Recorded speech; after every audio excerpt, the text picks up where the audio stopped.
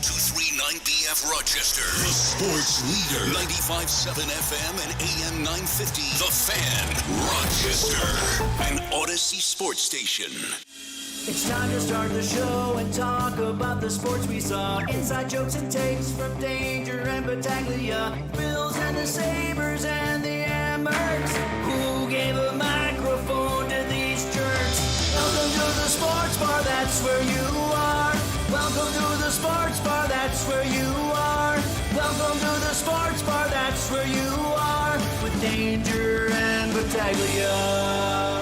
3 o'clock in the Flower City. That means it's time for Rochester's only local sports talk show. Hey, you found the sports bar. It's Danger and Battaglia. We're glad you're with us. Thanks for listening along at 95.7 FM, AM 950, the free-to-download Odyssey app. You're watching along on our YouTube channel, at The Fan Rochester on YouTube. Like, subscribe, comment while you're there. Don't forget to share and tell a friend as well. We certainly appreciate that. I'm Danger, and that's Battaglia. 3 hours of sports talk excellence, so at least that's what we're striving for. How are we today, Danger? Feeling good. Lots going on. Lots of action.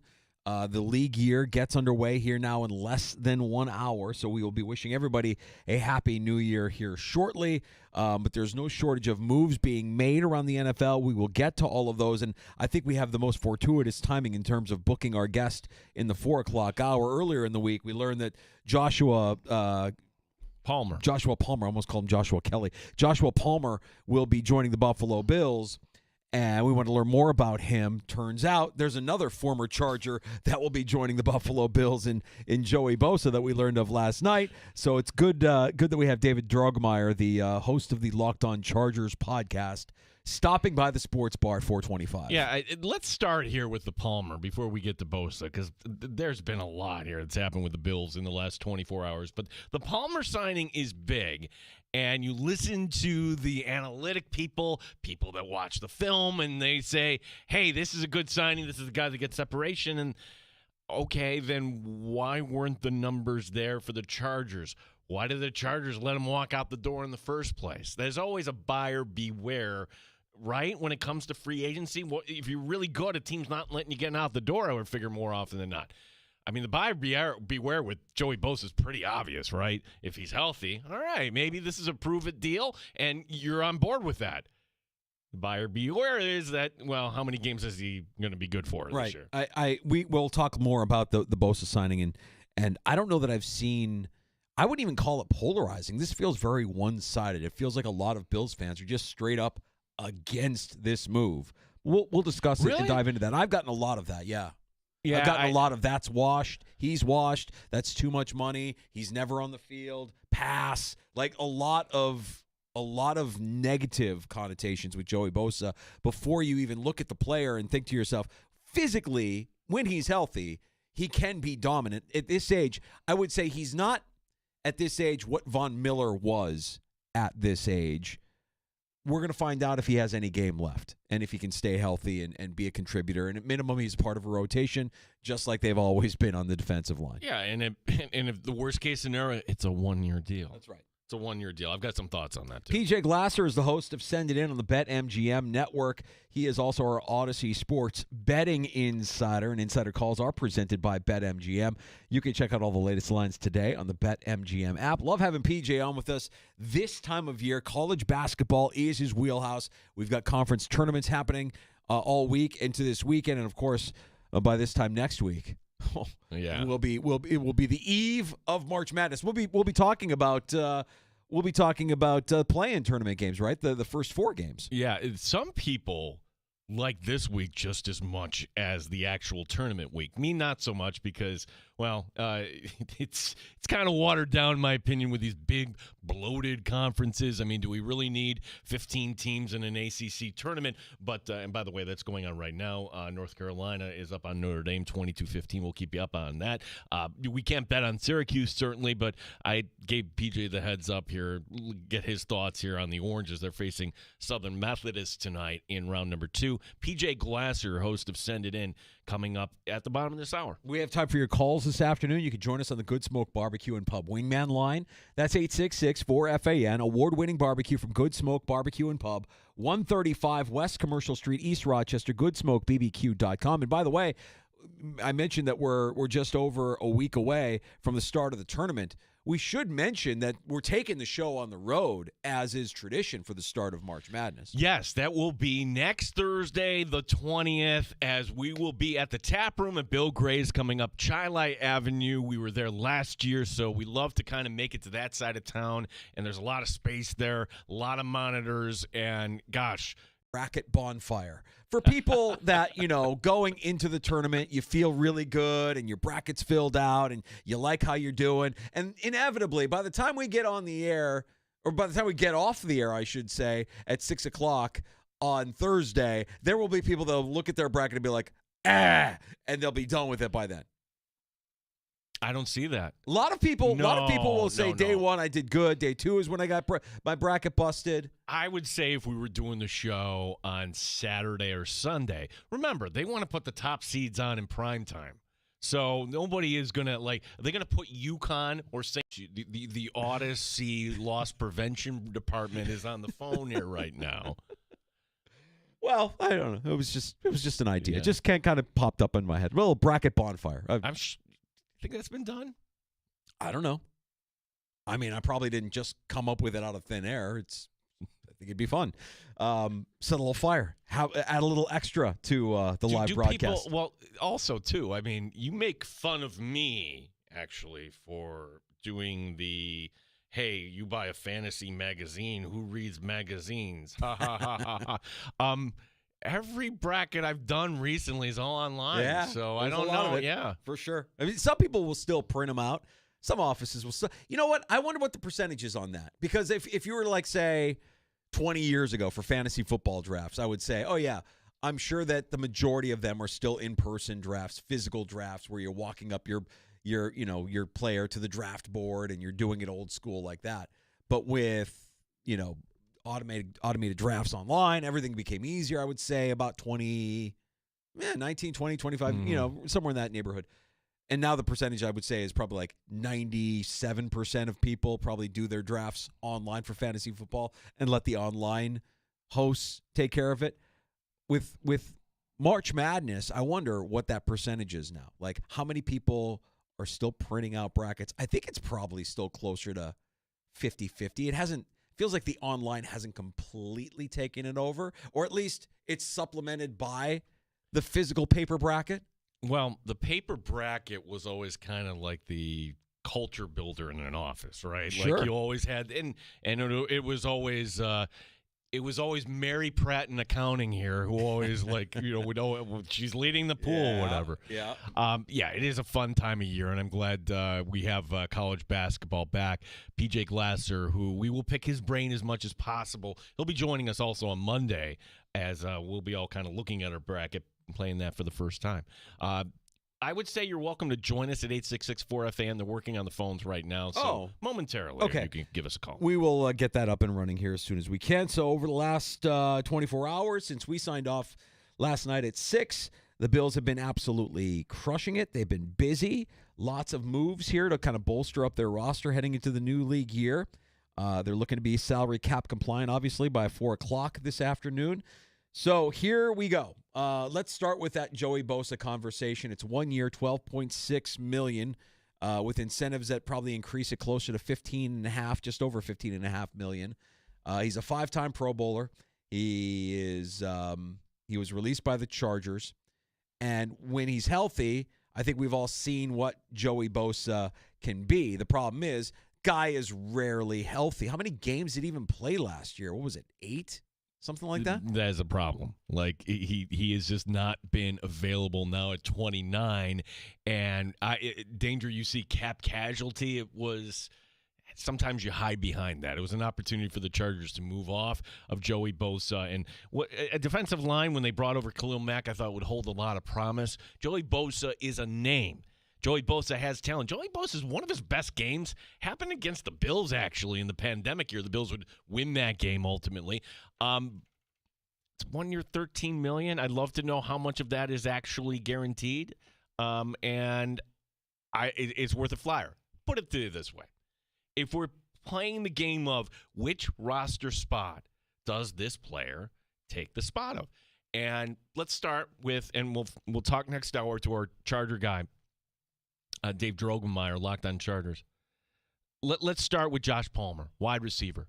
Josh Palmer, you figure he's not coming in for Mac Hollins, okay? I'll push that to the side for now. He's coming in to take the snaps where Amari Cooper was. Josh Palmer, Amari Cooper. Upgrade. That's an upgrade. Yep. Okay, so now let's go to Joey Bosa.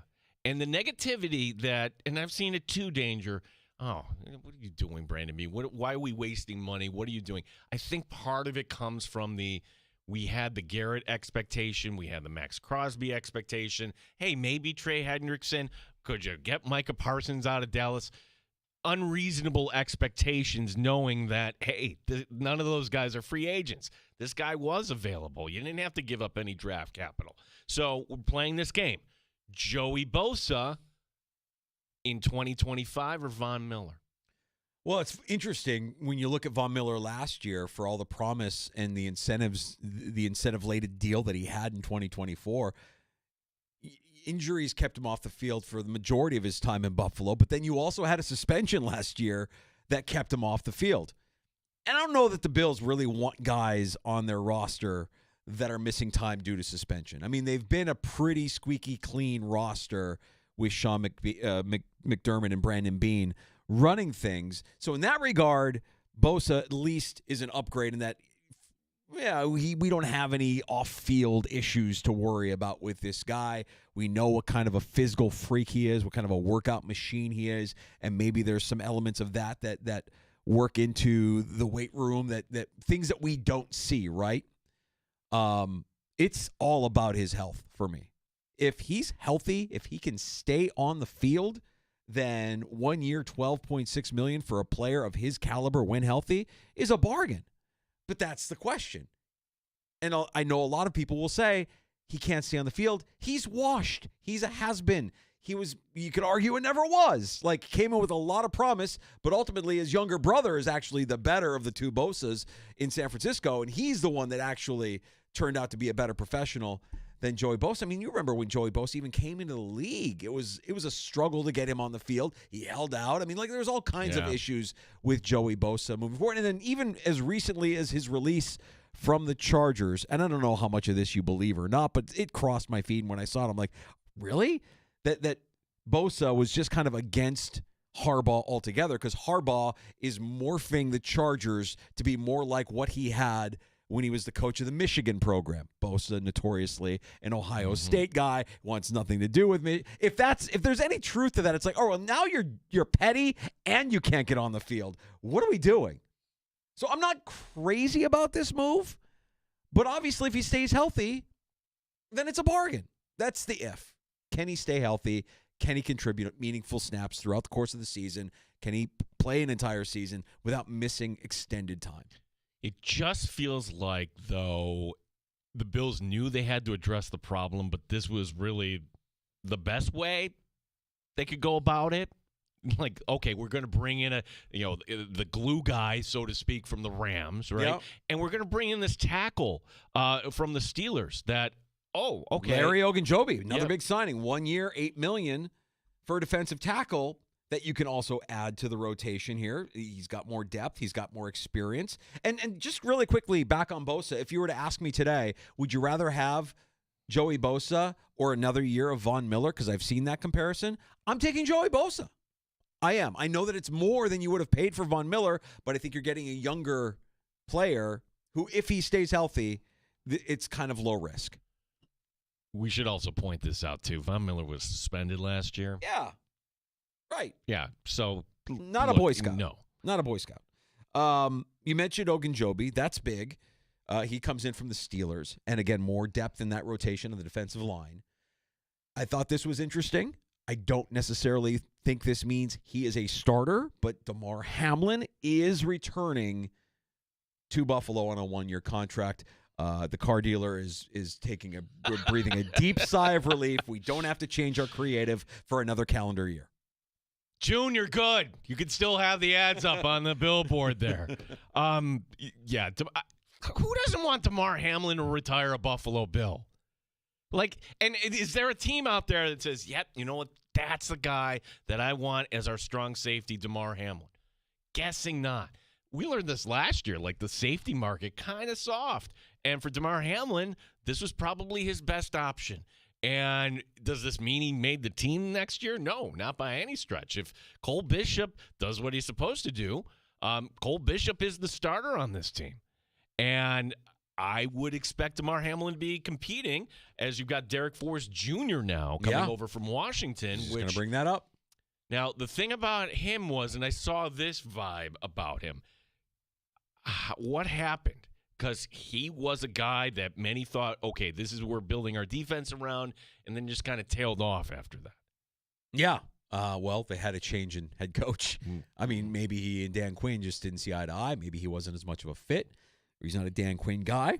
But the good news for the Bills, Forrest is 24 years old. He's coming off of his rookie contract. He was a fifth-round pick in 2021, so he's still young. He doesn't have a lot of tread worn off of the tires, and I would expect that that's a player that the Bills would want in camp competing for a starting job. It's not a guarantee that Hamlin is going to be back there just because he's got seniority or because he knows this defense. Some of the plays that you see Forrest make is like, oh, he can play, and he's also, I think, mostly playing special teams last year for Washington. I'm sure that might have been something that he didn't enjoy doing, that maybe they were forcing him into doing some of that. But we'll see what Forrest's contributions are. But I don't hate that signing for somebody that's still just 24 years old, a younger version of what you have maybe in Damar Hamlin, and somebody that if he picks up the defense quickly can get out there and be a contributor, at least compete for a starting role with the Bills. Well, if he is on this team, then that allows you to let Cam Lewis focus on special teams and do some other things. When Cam Lewis was forced into that position, we were like, okay, it's good that you have some experience and you know this defense. And Cam Lewis, he's entering year 6. He's still under contract. But the safety position with that signing by Forrest feels kind of set now, in my opinion. The big question is Bishop going to take that step forward? And look, Taylor Rapp, the way he throws his body around, I don't think Taylor Rapp is a sure bet to play 17 straight games. So at least you have some guys with experience that can fill in if needed. We also learned in the last 24 hours that the Bills re-signed Reggie Gilliam. He will return 1 year, $2 million for him. We also had a restructure, an Ed Oliver contract restructure that gets the Bills cap compliant. They also brought back Ty Johnson. Oh, and Ty Johnson, yes, Ty Johnson, yeah. That's a big one. That's the big one to me. Like, okay, Ty Johnson's back. Ray Davis is back. You've got your offense set. What about the James Cook contract? James Cook is here. Like he's band under contract. Yeah, the band is back together at running back. Who's going to be wide receiver 5? I think we answered that in the draft, Danger. Or it'll be Tyrell Shavers there playing some special teams. Right. I think we're fine on that. No, the need right now, it's glaring. Whoop, whoop, whoop, cornerback. Rasul Douglas still on the market. Now, maybe the Bills bring him back. I would expect the Bills to bring in a guy there at some point at the corner position. I saw, and we'll ask our Charger expert, Asante Samuel. There was rumors that the Bills are going after him. There was one report. I haven't seen anything that Samuel is doing anything at this point. But the point being, Christian Benford entering the last year of his contract. We've seen some of these other dollars thrown around. Is that too rich for the Bills, what they want to pay at that position, or do we get a Benford deal? Regardless, Danger, you're going to need a corner opposite of Christian Benford. What better time to draft one here on day 1 or day 2? I know you can't be scared going into the draft, but given their history of picking first-round corners, I would say, let's make sure we get this. Let's make sure it's not a second coming of Kyer Elam if you're picking late in the first round. To be fair, Sean McDermott zeroed in on Tre'Davious White. So, and that was McDermott's only draft. So, hey, Sean, I know you said, hey, 0.0 when it came to what you knew about the wide receivers. Corner, it's got to be better than the guy that keeps notes on opposing wide receivers, right? Yeah, that was quite the intoxicating musk that Kyer Elam threw at the Buffalo Bills. Look at my notebook full of notes on my opposing wide receivers. Oh, by the way, I'm not great in zone. I'm better at man. I know you guys play zone, but don't look at my notes. Check out my notes. Do you see my notes? Speaking of the draft, we also learned today, as the league year gets underway here at 4 o'clock, that the Bills will receive 2 extra fifth-round picks courtesy of the compensatory draft pick formula.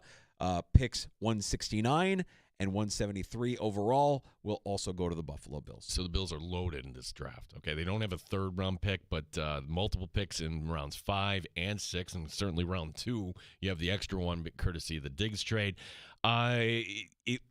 If you want to move up and get your guy, it's there. I feel like we're behind the curve here, Danger. Like when it comes to, all right, who do we want? Who do we want to plant our flag for at this point? I think part of the reason was, all right, let's see what needs the Bills address here in free agency.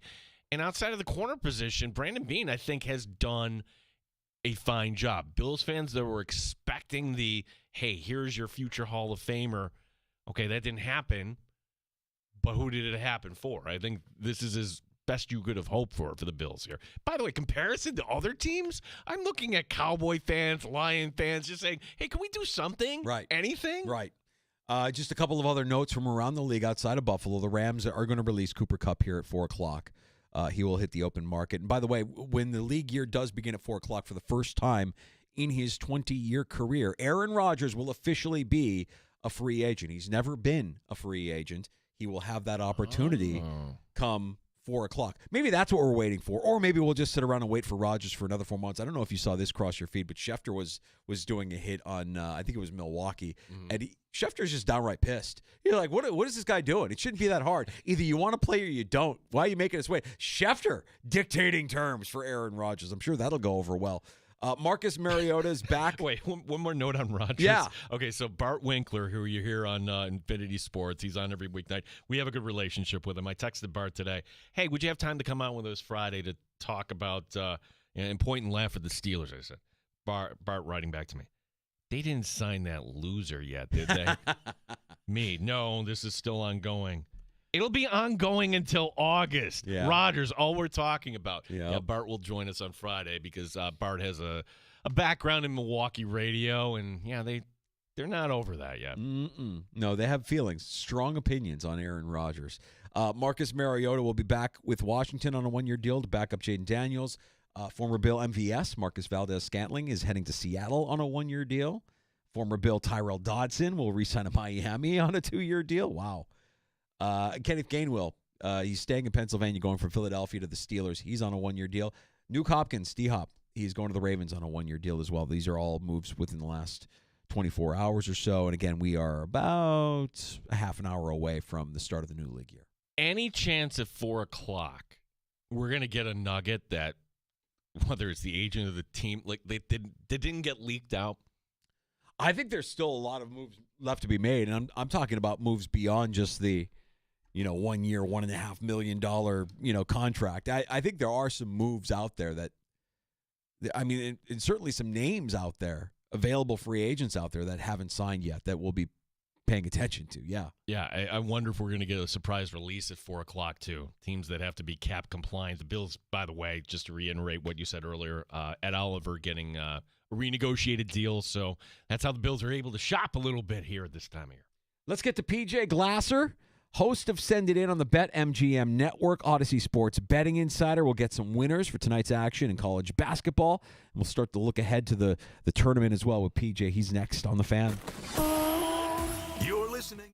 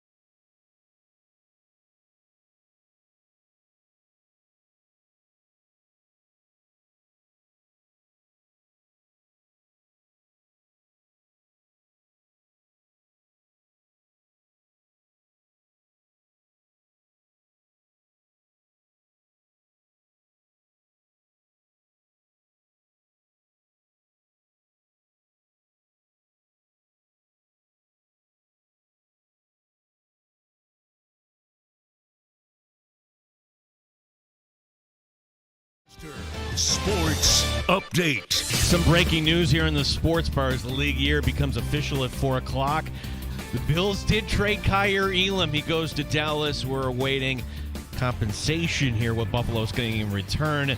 This according to Tom Pelissero. A lot happening for Buffalo in the last 24 hours. Today, Derek Forrest Jr., he's a safety formerly with the Commanders. He's now in Buffalo. Larry Ogunjobi leaving Pittsburgh, the defensive tackle, also signing with the Bills. Damar Hamlin back in Buffalo. It's a one-year deal. Josh Allen talking for the first time since getting the big new contract. This doesn't mean I've arrived. I got to continue to get better and find ways to help this team get over that hump and win a Super Bowl. So that's what we're going to continue to try to do. Amerks hosts Charlotte tonight. Our coverage will begin at 7. Sabres hosting, or they're in Detroit on 96.5 WCMF. Gene Battaglia, The Fan, Rochester. Neat or on the rocks? It's the Sports Bar with Danger and Battaglia on the Sports Leader, 95.7 FM and AM 950 The Fan, Rochester. All right, working through a tech issue with our phones to try and get PJ Glasser on with us. But we do have breaking news, as Gino mentioned in his update. Ow! Ow! Ow! It really hit me. I didn't know it was coming back that far. How did you get anything here? Okay, we have what the Bills are getting in return. Kyer Elam, congratulations. You are now a Dallas Cowboy. The Bills also sending a 2025 6th-round pick. Buffalo receiving a 5th-round pick this year and a 7th-round pick next year. So translation, okay, Buffalo, it's a pick swap for this year, and they're going to get a 7th-rounder next year. The net here is 1 round moving up this year, 7th-rounder in 2026 for Kyer Elam. All right, you got something. And the Kyer Elam era will be viewed as a failure in Buffalo, but maybe there's some life after that in Dallas and a new start for Kyer Elam, which is probably the best thing. I went into this kind of like legal tampering period, not really thinking a lot about Kyer Elam other than there was probably a chance we could have seen him trying to compete for a starting job come training camp. Didn't really think they would get anything for him on a trade market, and here we are, Dallas giving up a pick swap essentially, for Kyer Elam. By doing this also, there's another benefit. Buffalo freeing up $2.5 million of cap space that they can go spend this elsewhere. Fantastic. Win. Yeah, I'm kind of bummed. I mean, I really wanted Kyer Elam to work in Buffalo. From the moment he was drafted, I was excited about the player. I never thought, this is the second coming of Trey White. And let's face it, Kyer Elam was the consolation prize for not getting the guy you really wanted because the Chiefs leapfrogged you and got McDuffie. But I think for all of the adversity, at least what we saw of Kyer Elam, I never saw like the guy not try hard. I mean, like he didn't have a bad attitude from what I could tell, even though there were moments where it's like that dude can't even get on the field. Couldn't get on the field, Danger.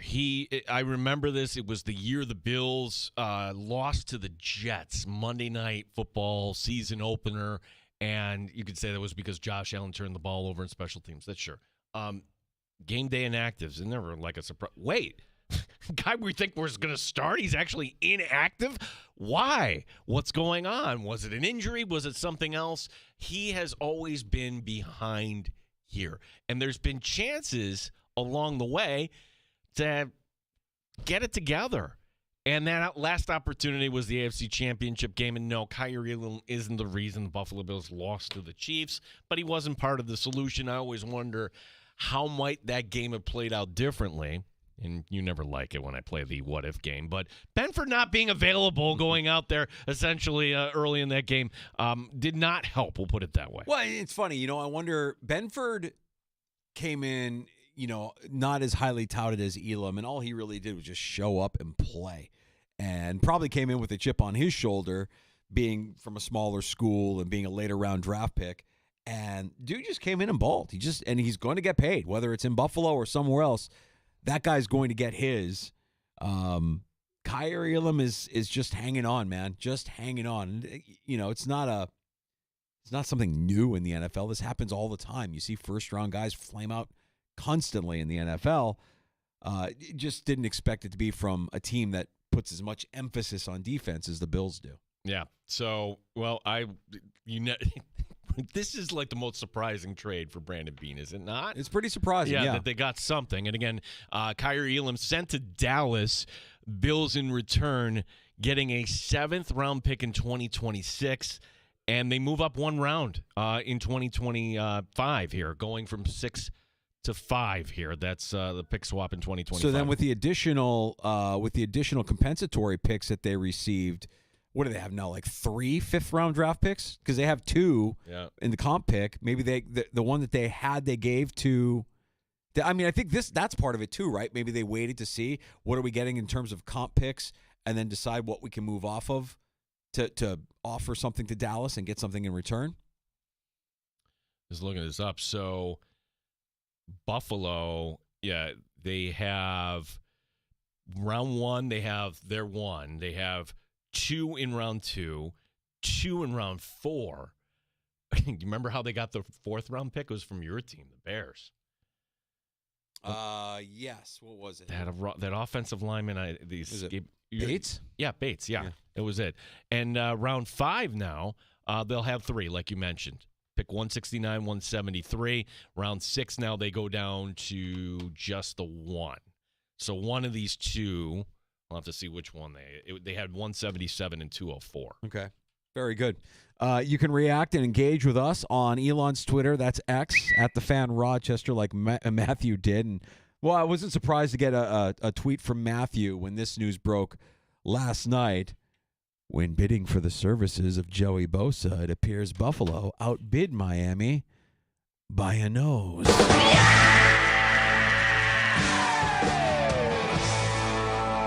Matthew, just never tweet us again. I mean, you're done. That's uncalled for. Chris writing in, I suggested that Gene make a box wine bet with Elam not being on the roster. Didn't take that. Chris, I can't bet with danger anymore. Even though the bets look really, really good. Yeah. You're married, my friend. You would have taken one. You would have taken one from me there. That would have been, you would have had that one automatically. Are we good on the phones? Do we know? I don't know. Oh, okay. If we get a thumbs up here, we'll try to get PJ Glasser on with us and see if we can get some winners here. PJ Glasser from the BetMGM Network scheduled to join us. PJ has anything else to do during this time of year. Right. Well, I mean, we've got action going on now. We got conference tournament action happening in real time. And you know, it's that time of year where we made it. It's silly season in college basketball. It's March Madness. So we want to get you as many winners as we can when PJ joins us here at some point this afternoon. So cross off Kyrie Elam off the board here, Danger. Like before we went to break, we were just talking about, in my opinion, that's the number 1 need right now on this team. Corner help. Like, who's corner 3 on this team? Jamarcus Ingram? Whoa. Okay, you're drafting at least 2 guys here. You got to bring in another 2 just at least for camp bodies. Can you bring back Rasul Douglas? That feels more and more like a move. I don't love it, but it feels more and more like a move. Right now, the top 2 corners that remain on the market for free agency, we've talked about both of them. Rasul Douglas is one of them. Asante Samuel Jr., another. You know, I don't know that I can entice anybody in Buffalo on a Stephon Gilmore reunion. He is still out there.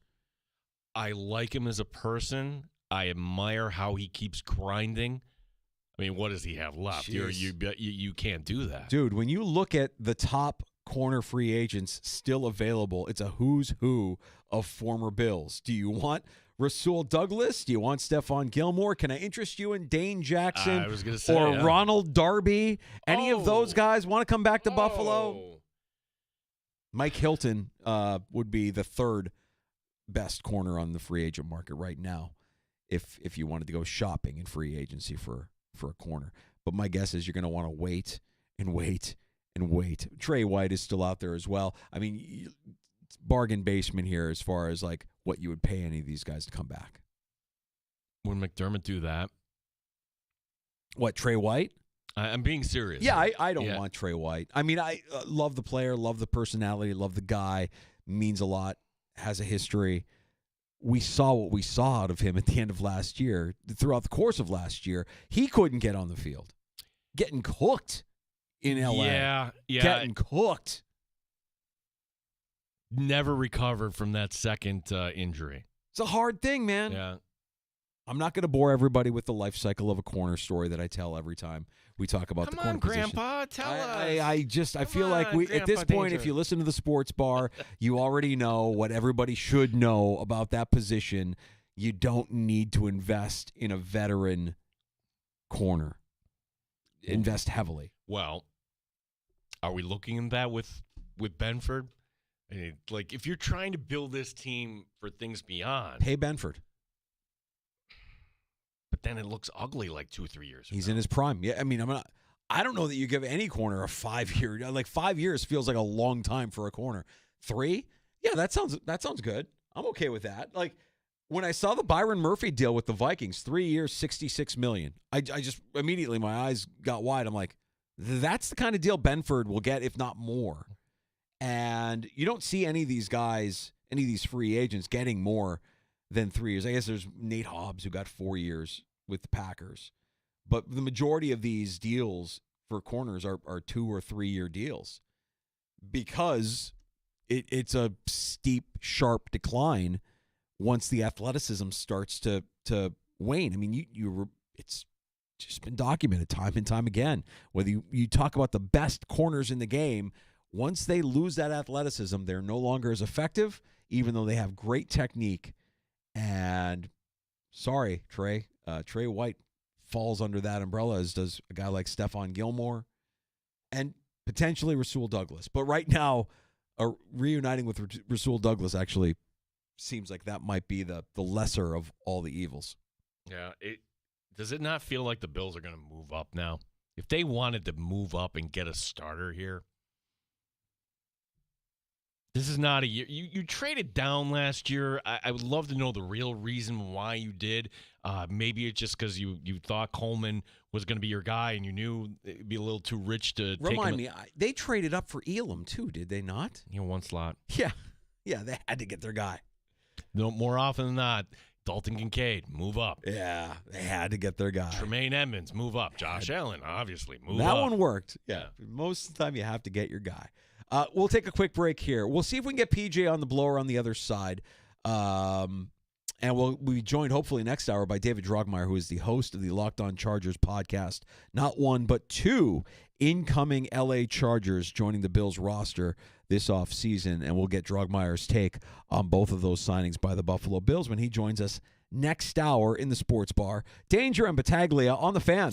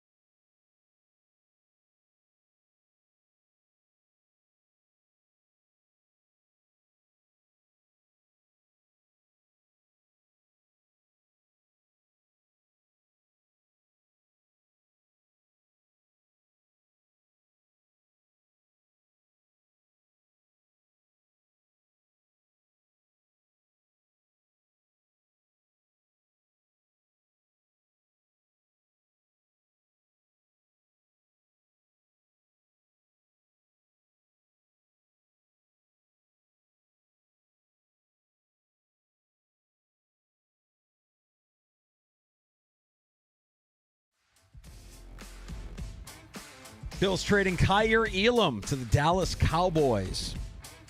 That's the breaking news here of the last few minutes, as we are less than 15 minutes away from the start of a new NFL league year.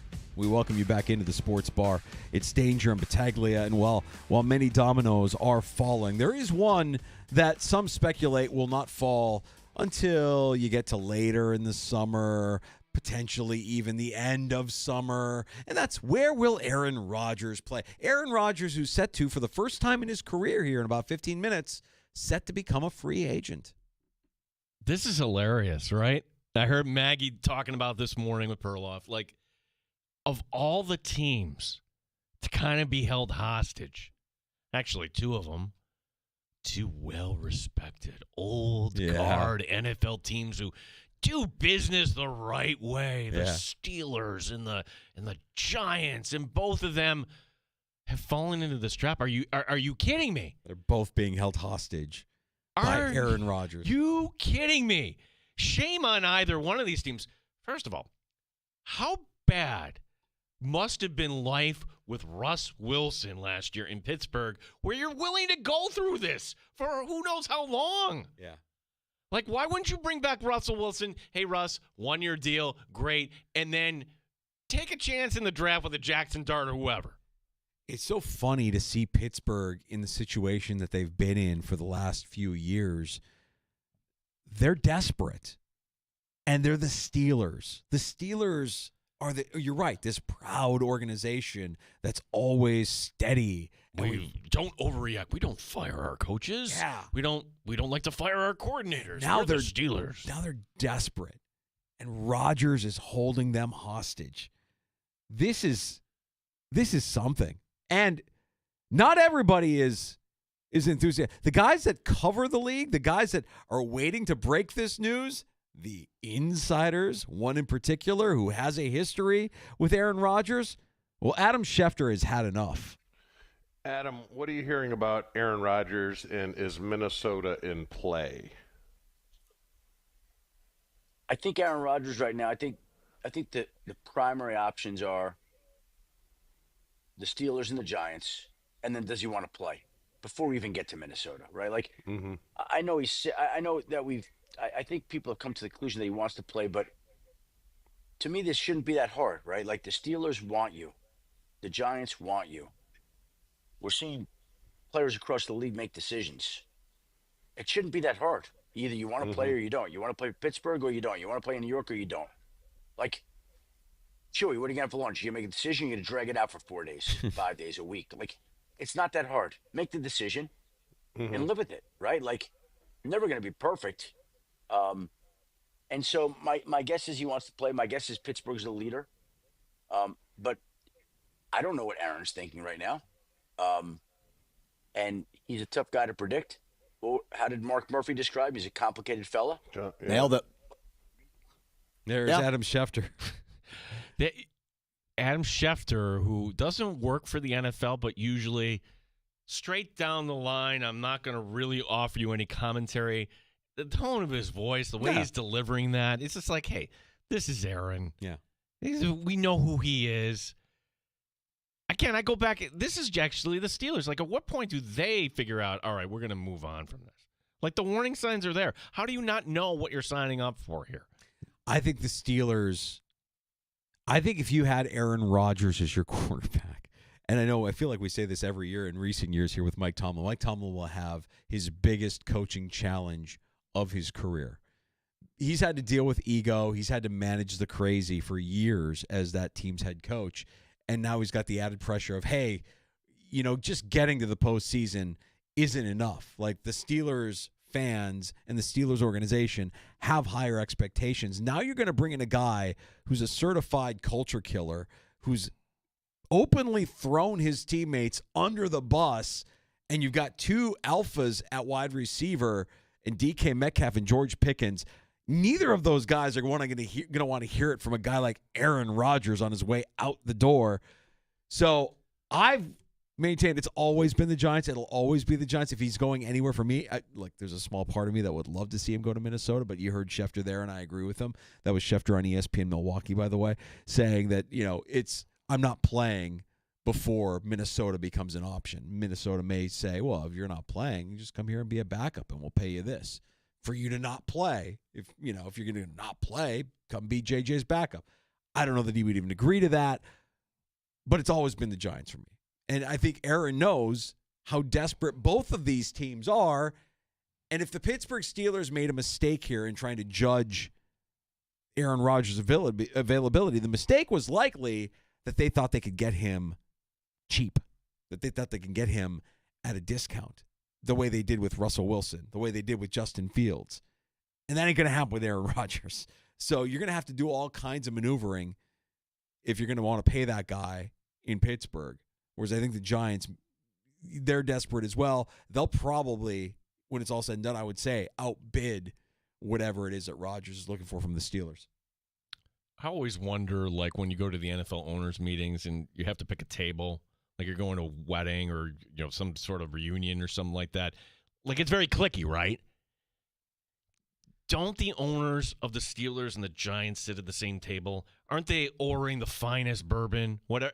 I just wondering, like, at some point, do these two guys actually get on the phone with one another and say, hey, what are we doing with this guy? Yeah. We got to move on one way or another. Do you want him? I don't know that it's likely. I think that there is, if there is an organization that screams arrogance in the NFL to me, I mean, the Cowboys certainly are that, right? Like, the Cowboys are next level on a tier all to themselves. By the way, Cowboy Twitter right now killing this move. Like, oh, we picked up a former first-round pick in Kyrie Elam. Yeah. Wink, wink, wink. Whenever you hear former first-round pick, you know it's a bad player. It's always a bad sign.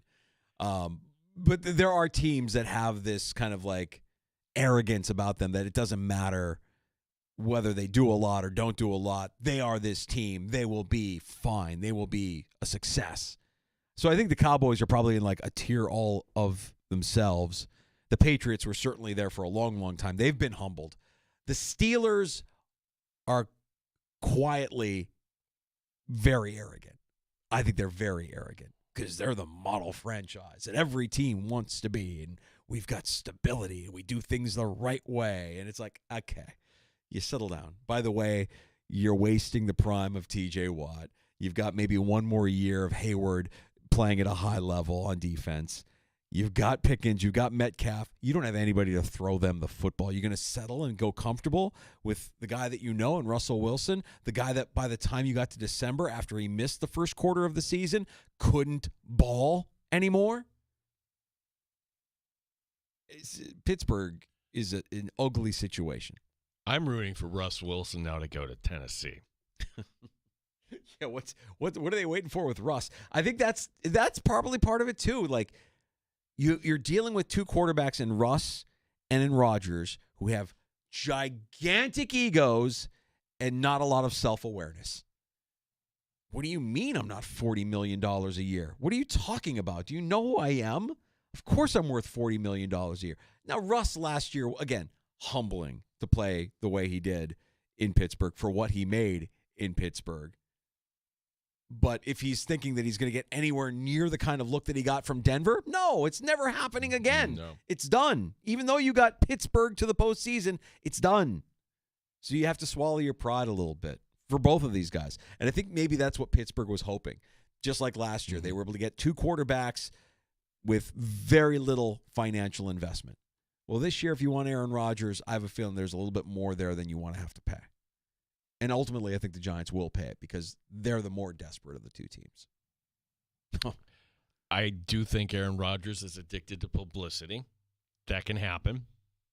And he's going to win the news cycle here. Tonight, tomorrow, Friday. For the next 3 months. Pete Schrager went on NFL Network this morning and speculated that, this will last weeks. Fantastic. Well, good. That'll give us a lot to talk about. Because we never got tired of talking about Brett Favre and the will he or won't he or where will he go. Remember how fatiguing and draining that was? Ugh, just gross. Oh, teammates flying down to Louisiana, come back on the plane with us, Brett. Just an unquenchable thirst with that guy. I just love football. You're shucks.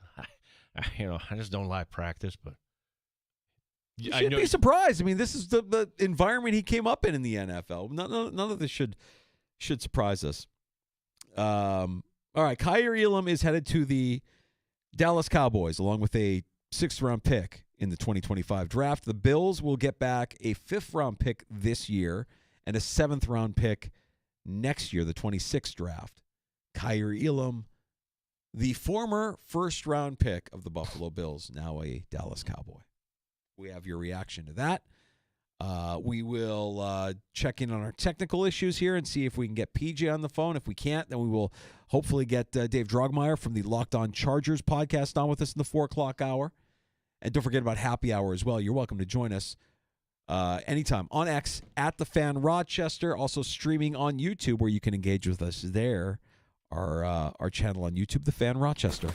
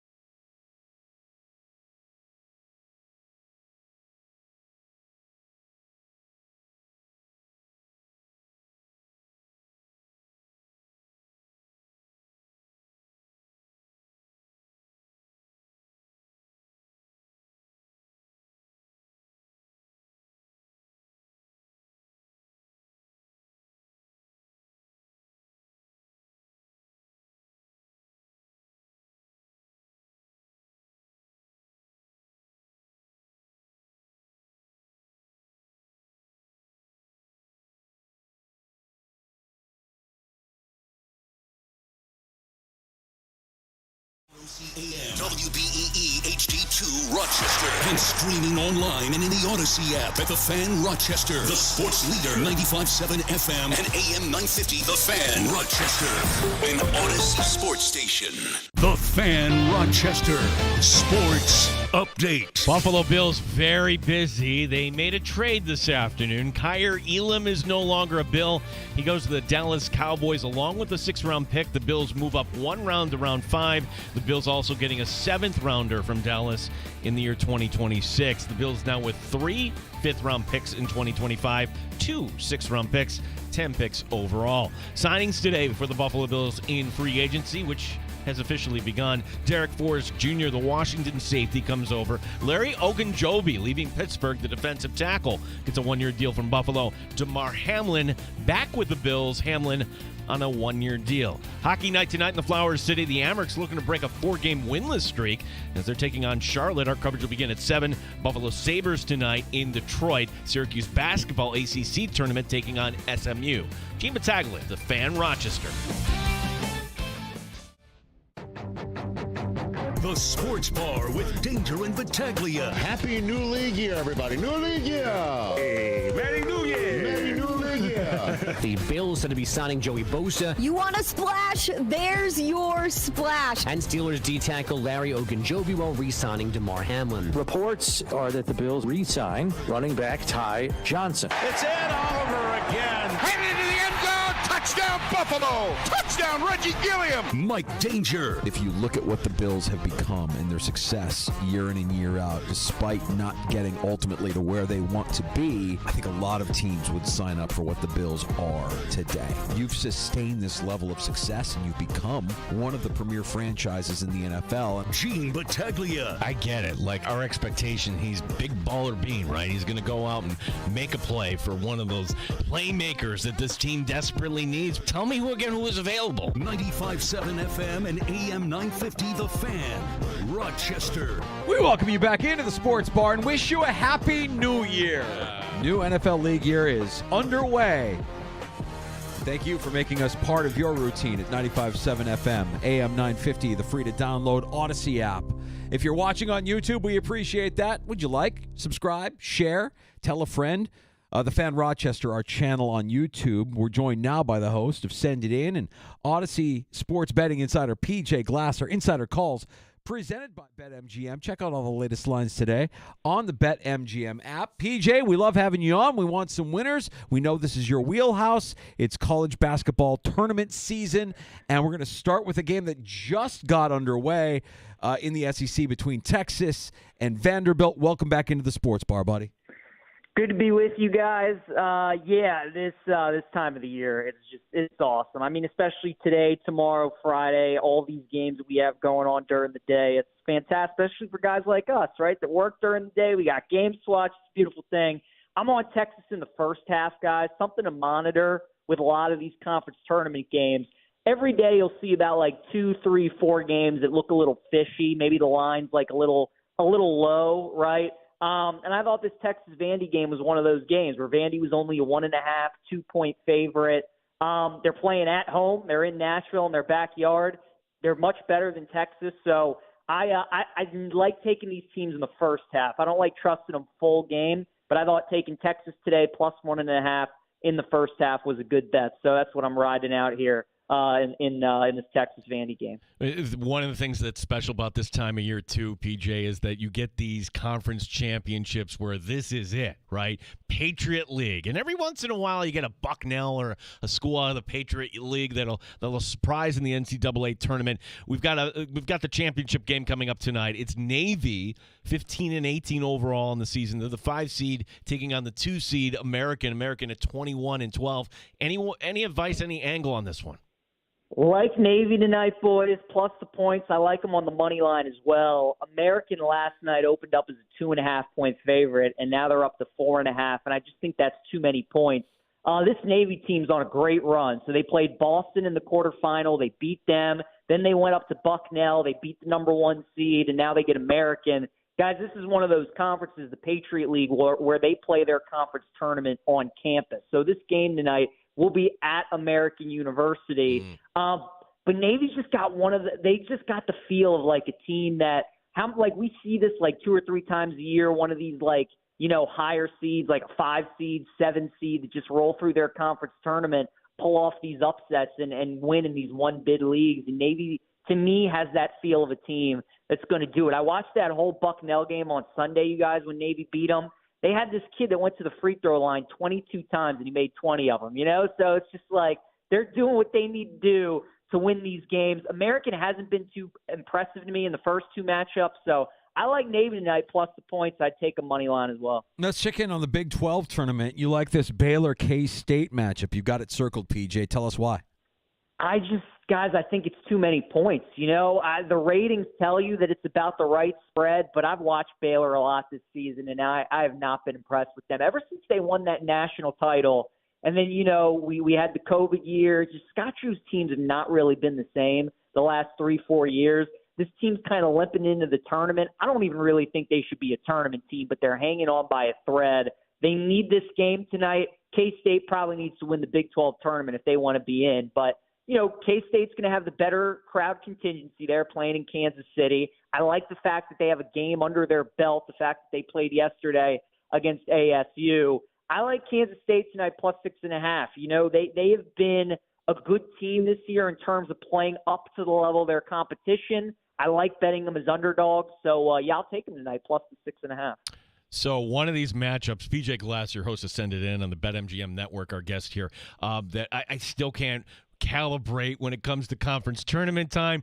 Big Ten, not used to having USC in the Big Ten. And quite frankly, I'm not used to having Rutgers in the Big Ten. But Rutgers, kind of a frisky 11 seed in this tournament, and they're getting some plus money here tonight, PJ.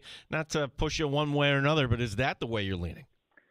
So my thought process on this game, you guys, is obviously this time of the year, right? You have certain people like me who've been watching college hoops since November, and then you have other people that just love March Madness, and they love this time of the year, and they love all the conference tournament games, the NCAA tournament games. And I feel like translation, like PJ's the expert on the dummy. Okay, but go on. Yes, saying it nicely, Gino. But Rutgers, I feel like most sports fans know that Rutgers has the 2 talented freshmen, right? They have Ace Bailey and they have Dylan Harper, who are going to be top 5 picks. I think a lot of people are going to look at the game tonight. They're going to see, Rutgers, they have those 2 freshmen that are pretty good, right? And I'm getting them at like a pick 'em tonight. So it's just one of those games where I feel like the odds makers are luring you into a little bit of a trap where you have a West Coast team traveling to Indy. They're the higher seed. They're a small favorite. And you're going up against these 2 diaper dandies, as Dickie V likes to say, right, the freshmen. So I'll take USC tonight on the money line. Keep in mind, Eric Musselman's the coach of USC now, is usually really good this time of the year as well, so I'll roll with the Trojans. Got a blue blood program playing a newcomer in the Big 12 in Central Florida, Kansas UCF. And Kansas, appears to be a little bit down this year, PJ. Tell us a little bit about how you like this matchup. So I'm going with the over in this game, you guys. This is just one of those totals that kind of popped out to me, 153.5. The Jayhawks are down this year. You're right, Danger. I mean, this is the lowest seed they're going to have ever under Bill Self, going all the way back to 2000, which kind of tells you the year that they're having. They're good on defense, but they really struggle to hit shots. And UCF scored 89 last night against Utah. So Central Florida can score a little bit. I think Kansas is going to be able to put the ball through the hoop. If you just want to take a Kansas team total over tonight at 82.5, I think that's a great look. But I do just like the full game over as well, 153.5. I think you're going to get some points in that game. PJ Glasser, a guest here. We got on our monitor right now. Notre Dame is going to bow out here, barring something miraculous. Under 8 now. North Carolina leading 62-43. ACC tournament, PJ, mind you, we can't bet on Syracuse tonight, but I would love to get your thoughts on the Orange here as they're facing one of these newish opponents, Southern Methodist. These 2 teams faced one another just last month. But my question here is also not just about Syracuse. It's about the ACC tournament. Like, we saw NC State go on this miraculous run last year, becoming the first ever double-digit seed to win the ACC tournament, and somehow they kept that going in the NCAA tournament, and somehow the coach gets fired. But I digress. Is there any team like that in this conference that could perhaps, alter the bracket of 64 here? Yeah, look, I mean, we don't certainly think of this team as an underdog, but I think it would be North Carolina, and they're playing today, as you mentioned, Gene, so they would have to win 4 in 4 days. They're probably going to have to win the ACC tournament to get in. They were 28-1 before today to win the ACC tournament, so you get nice odds on them. And look, I know they lost to Duke, but before that, you guys, they went on a 6-game winning streak, and they were playing, all those bad teams in the ACC outside of Duke, Louisville, and Clemson, and they were just beating up on all of them. They were scoring 90 points. They were winning these games by 20. They're doing it again today to Notre Dame. So, they get Wake Forest tomorrow, probably going to win that game, and then obviously, they'll get Duke in the semis, you would think, unless anything crazy happens. So that's ultimately why the price is so high, is because UNC has to win 4 games in 4 days. They're likely going to have to beat Duke and then the winner of Clemson, Louisville. But I think if you're looking for a long shot this year in the ACC, it would be North Carolina. The value play, I think, is on Clemson. I think that's the team that I would look at. I wouldn't lay minus 325 with Duke, just because I think you have to question the motivation, right? Like, what does Duke really have to play for other than being the ACC tournament champions? Do they even care about that? They know they're going to be a 1 seed when the bracket comes out on Sunday, regardless of what happens. So Clemson's a really good team. They made the Elite Eight last year. They're probably going to be about a 4 seed. They're top 20 offense and defense, and they're going to show up. So I think the value's on Clemson at about 6-1. But if you want a longer shot, I'd look at the Tar Heels. All right, let's cast a wider net here when we talk about the rest of the week into this weekend and Selection Sunday, PJ. What bubble teams do you think? You mentioned North Carolina. Which teams could make some noise here in their conference tournaments and surprise some people and maybe go on a bit of a run to find themselves in the tournament? So we were just talking about NC State, fellas, and if there's a team around the country this year that's given me NC State vibes, I think it's the Indiana Hoosiers as a team that I would keep an eye on, right? I love my narrative plays, and I love the fact that Mike Woodson said about a month ago that he was going to step down, he was going to resign, it just wasn't working out. And really, ever since he said that, Indiana's been playing really good. They've beaten a couple of ranked teams. They went out to Oregon, and they hung tough with them. So they play that Oregon team tomorrow, which is going to be a really good game. I think the winner of that game, fellas, is live to beat Michigan State in an upset, so I would keep an eye on that one.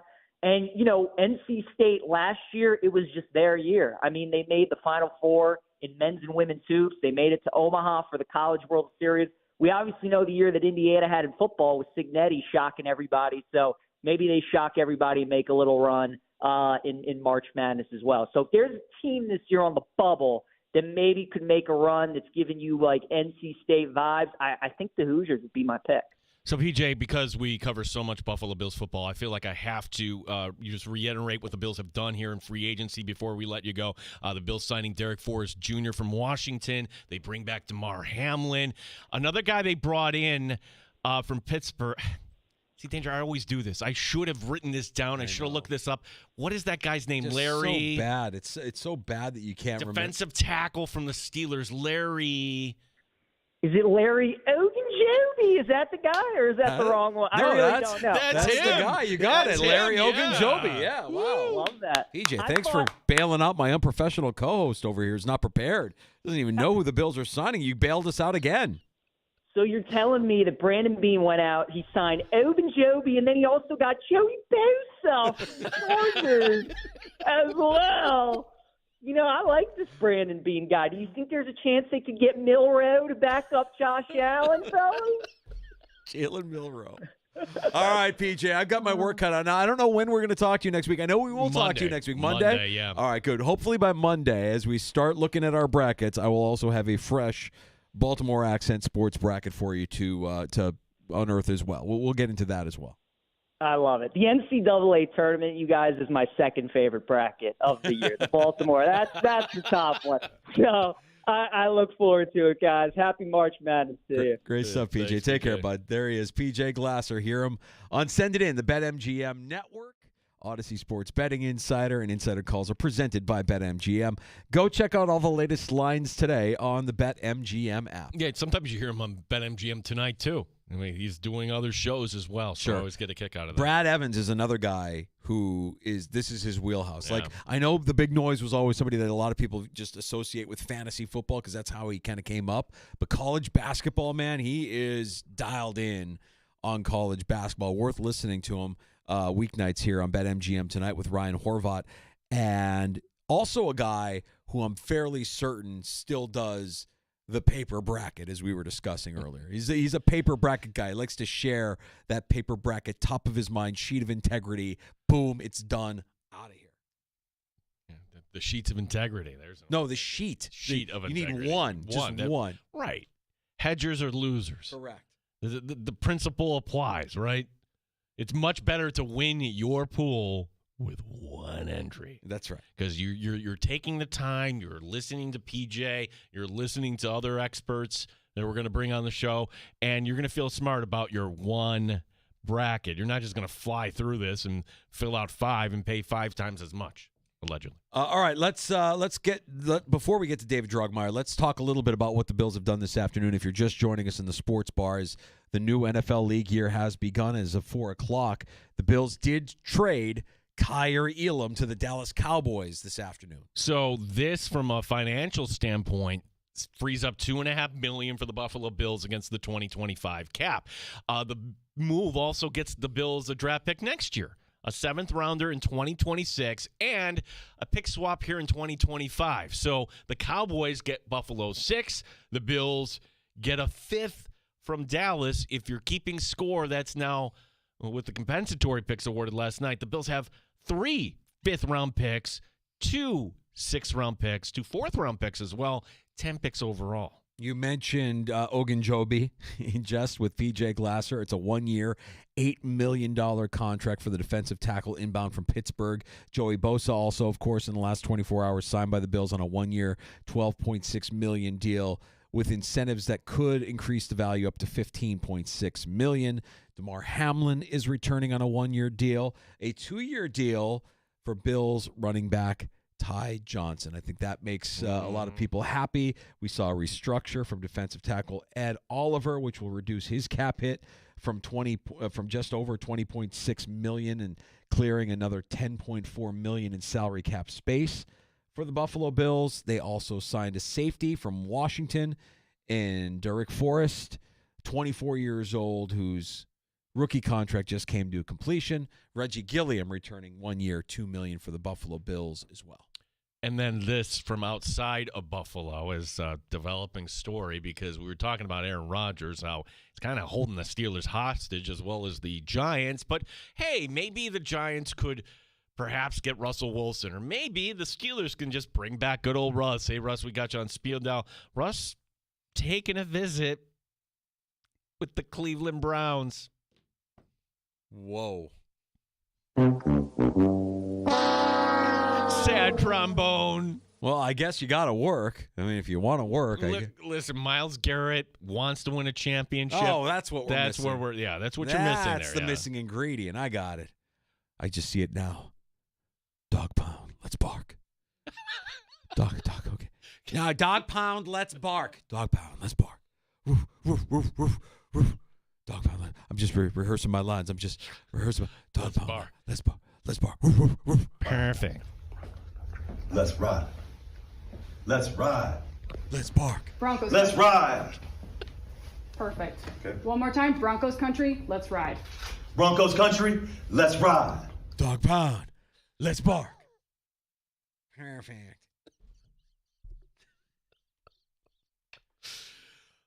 I want that to happen so bad. Let's go. I want this. I want Russell Wilson in Cleveland so bad. Let's make this happen. And then I want Aaron Rodgers to end up with the Giants. And I want Pittsburgh to be left out in the cold. How about if Aaron Rodgers says, yeah, you know what, not worth it. I'm not going to do it. You're not going to play by my terms. I'm just going to hang it up. I'm going to retire. Both teams are screwed. They're like, what are we going to do now? Damn it. Aaron. Like you didn't know it was coming. Like you didn't know this would happen. No, because we're the Steelers. And right. No, you're going to say yes. Okay, How if do you you need a not day. know? How do you not know that this is exactly what he does? Oh, so good. Yeah, let's get Russ to Cleveland. That'll be a lot of fun. And while we're at it, let's get Dave Drogmeyer, the Locked On Chargers podcast. Man, Gino, when you told me earlier in the week, hey, we're getting Drogmeyer on to talk about Josh Palmer. I'm like, oh, that's cool. Well, fortuitous that Joey Bosa also will be coming. So we'll learn more about both of these incoming Chargers that the Bills have signed here in free agency with the host of the Locked On Chargers podcast, David Drogmeyer, joining us next on The Fan. You're listening to the Sports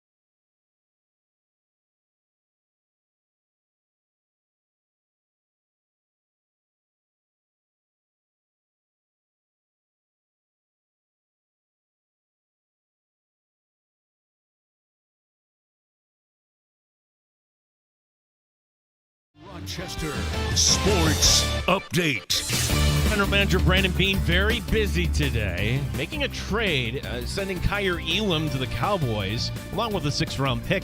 In return, the Bills get a 7th-rounder in 2026. They also get Dallas's 5th-rounder this year. If you're keeping track, the Bills now with 3 5th-round picks, 2 6th-round picks, 10 picks overall here in 2025. Free agent signings today in Buffalo. Larry Ogunjobi leaving Pittsburgh. He gets a 1-year deal, the defensive tackle signing in Buffalo, as does Derek Forrest Jr., formerly of Washington, the safety, also getting a 1-year deal. Back in Buffalo, Damar Hamlin signing for 1 year. Rochester Americans hosting Charlotte tonight. Our coverage will begin at 7. Buffalo Sabres playing out the string. They're in Detroit. That game can get heard on 96.5 WCMF. ACC tournament, Syracuse taking on SMU. Gene Battaglia, the Fan, Rochester. Pull up a stool and join us. 585-866-4FAN. 866-432-6. The Sports Bar with Danger and Battaglia on the Sports Leader, 95.7 FM and AM 950, The Fan, Rochester.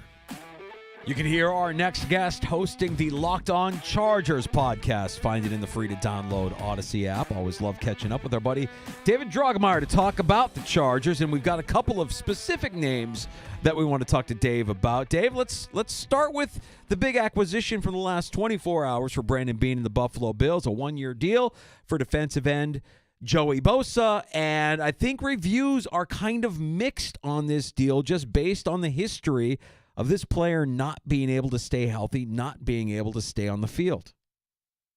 And I think that would be 100% accurate, and I think that's the fan base kind of reading the correct temperature on Joey Bosa. I think when you look at Joey, he was a top pick coming out of the draft. Immediately, he sat out for money purposes, and then when he comes back, he injures his hamstring and has to miss several games. And then, that started a very long list of injuries that he has suffered throughout his career, including a couple of foot sprains, concussion issues, a torn groin. Joey Bosa has really been through the ringer with some very serious injuries that have made him miss a lot of time. But when he's on the field, he is a very effective defensive end, both against the run and as a pass rusher. So what led to the end here? Was it just as simple as, was there ever a negotiation? I guess I'll ask the question that way, between the Chargers and Bosa saying, hey, we'd like to have you back, but at this number, or was just management done with Bosa altogether here? Well, I think last year, Joey Bosa actually agreed to take just a straight pay cut to stay with the Chargers, and I think that was also in an effort to try to play with Khalil Mack another year, because we wanted to when that happened, when they traded for Khalil, the Chargers and Chargers fan base and the organization were very excited to see what that duo would be able to produce. But unfortunately, they were just never able to stay on the field. But for Joey, he had 5 sacks this year, a couple forced fumbles. But for a player that has a $36 million cap hit in 2025, wow, that production did not meet the compensation that he was in line to receive. So I feel like, without doubling that sack total and then some, I think this was probably a situation where they were going to end their working agreement with Joey Bosa no matter what. Now, this crossed my feed, Dave, and you can tell me if there's any truth to it or not. I tend to believe that it might just be something fabricated, but was there any truth to any sort of friction between Harbaugh coming in as a Michigan guy and kind of molding the Chargers as he did his Michigan program, having any sort of friction with an Ohio State guy in Joey Bosa? Did any of that exist that you were able to see? Absolutely not. Absolutely not. Yeah, I mean, I think that was something where they had some fun jabs going back and forth, but I know Joey had the utmost respect and admiration for Jim Harbaugh, and the feeling was mutual. That was a situation that they haven't played against each other in years. I mean, it's been a very, very long time. That's a complete fabrication. There's nothing there. We're talking to Dave Drogemeyer. He is the co-host of the Locked On Chargers podcast. And David, when I reached out to you originally, it was like, hey, the Bills have one of these Charger receivers in Josh Palmer. And when it comes to free agency, it's always kind of two-sided, right? You're excited about the player that's coming in, but you wonder, wait a second, why is the team that he's leaving didn't make more of an effort to re-sign him? What led to the departure anyways? Just your thoughts on overall, I guess we could just start here as to why it kind of ended for Palmer with Los Angeles.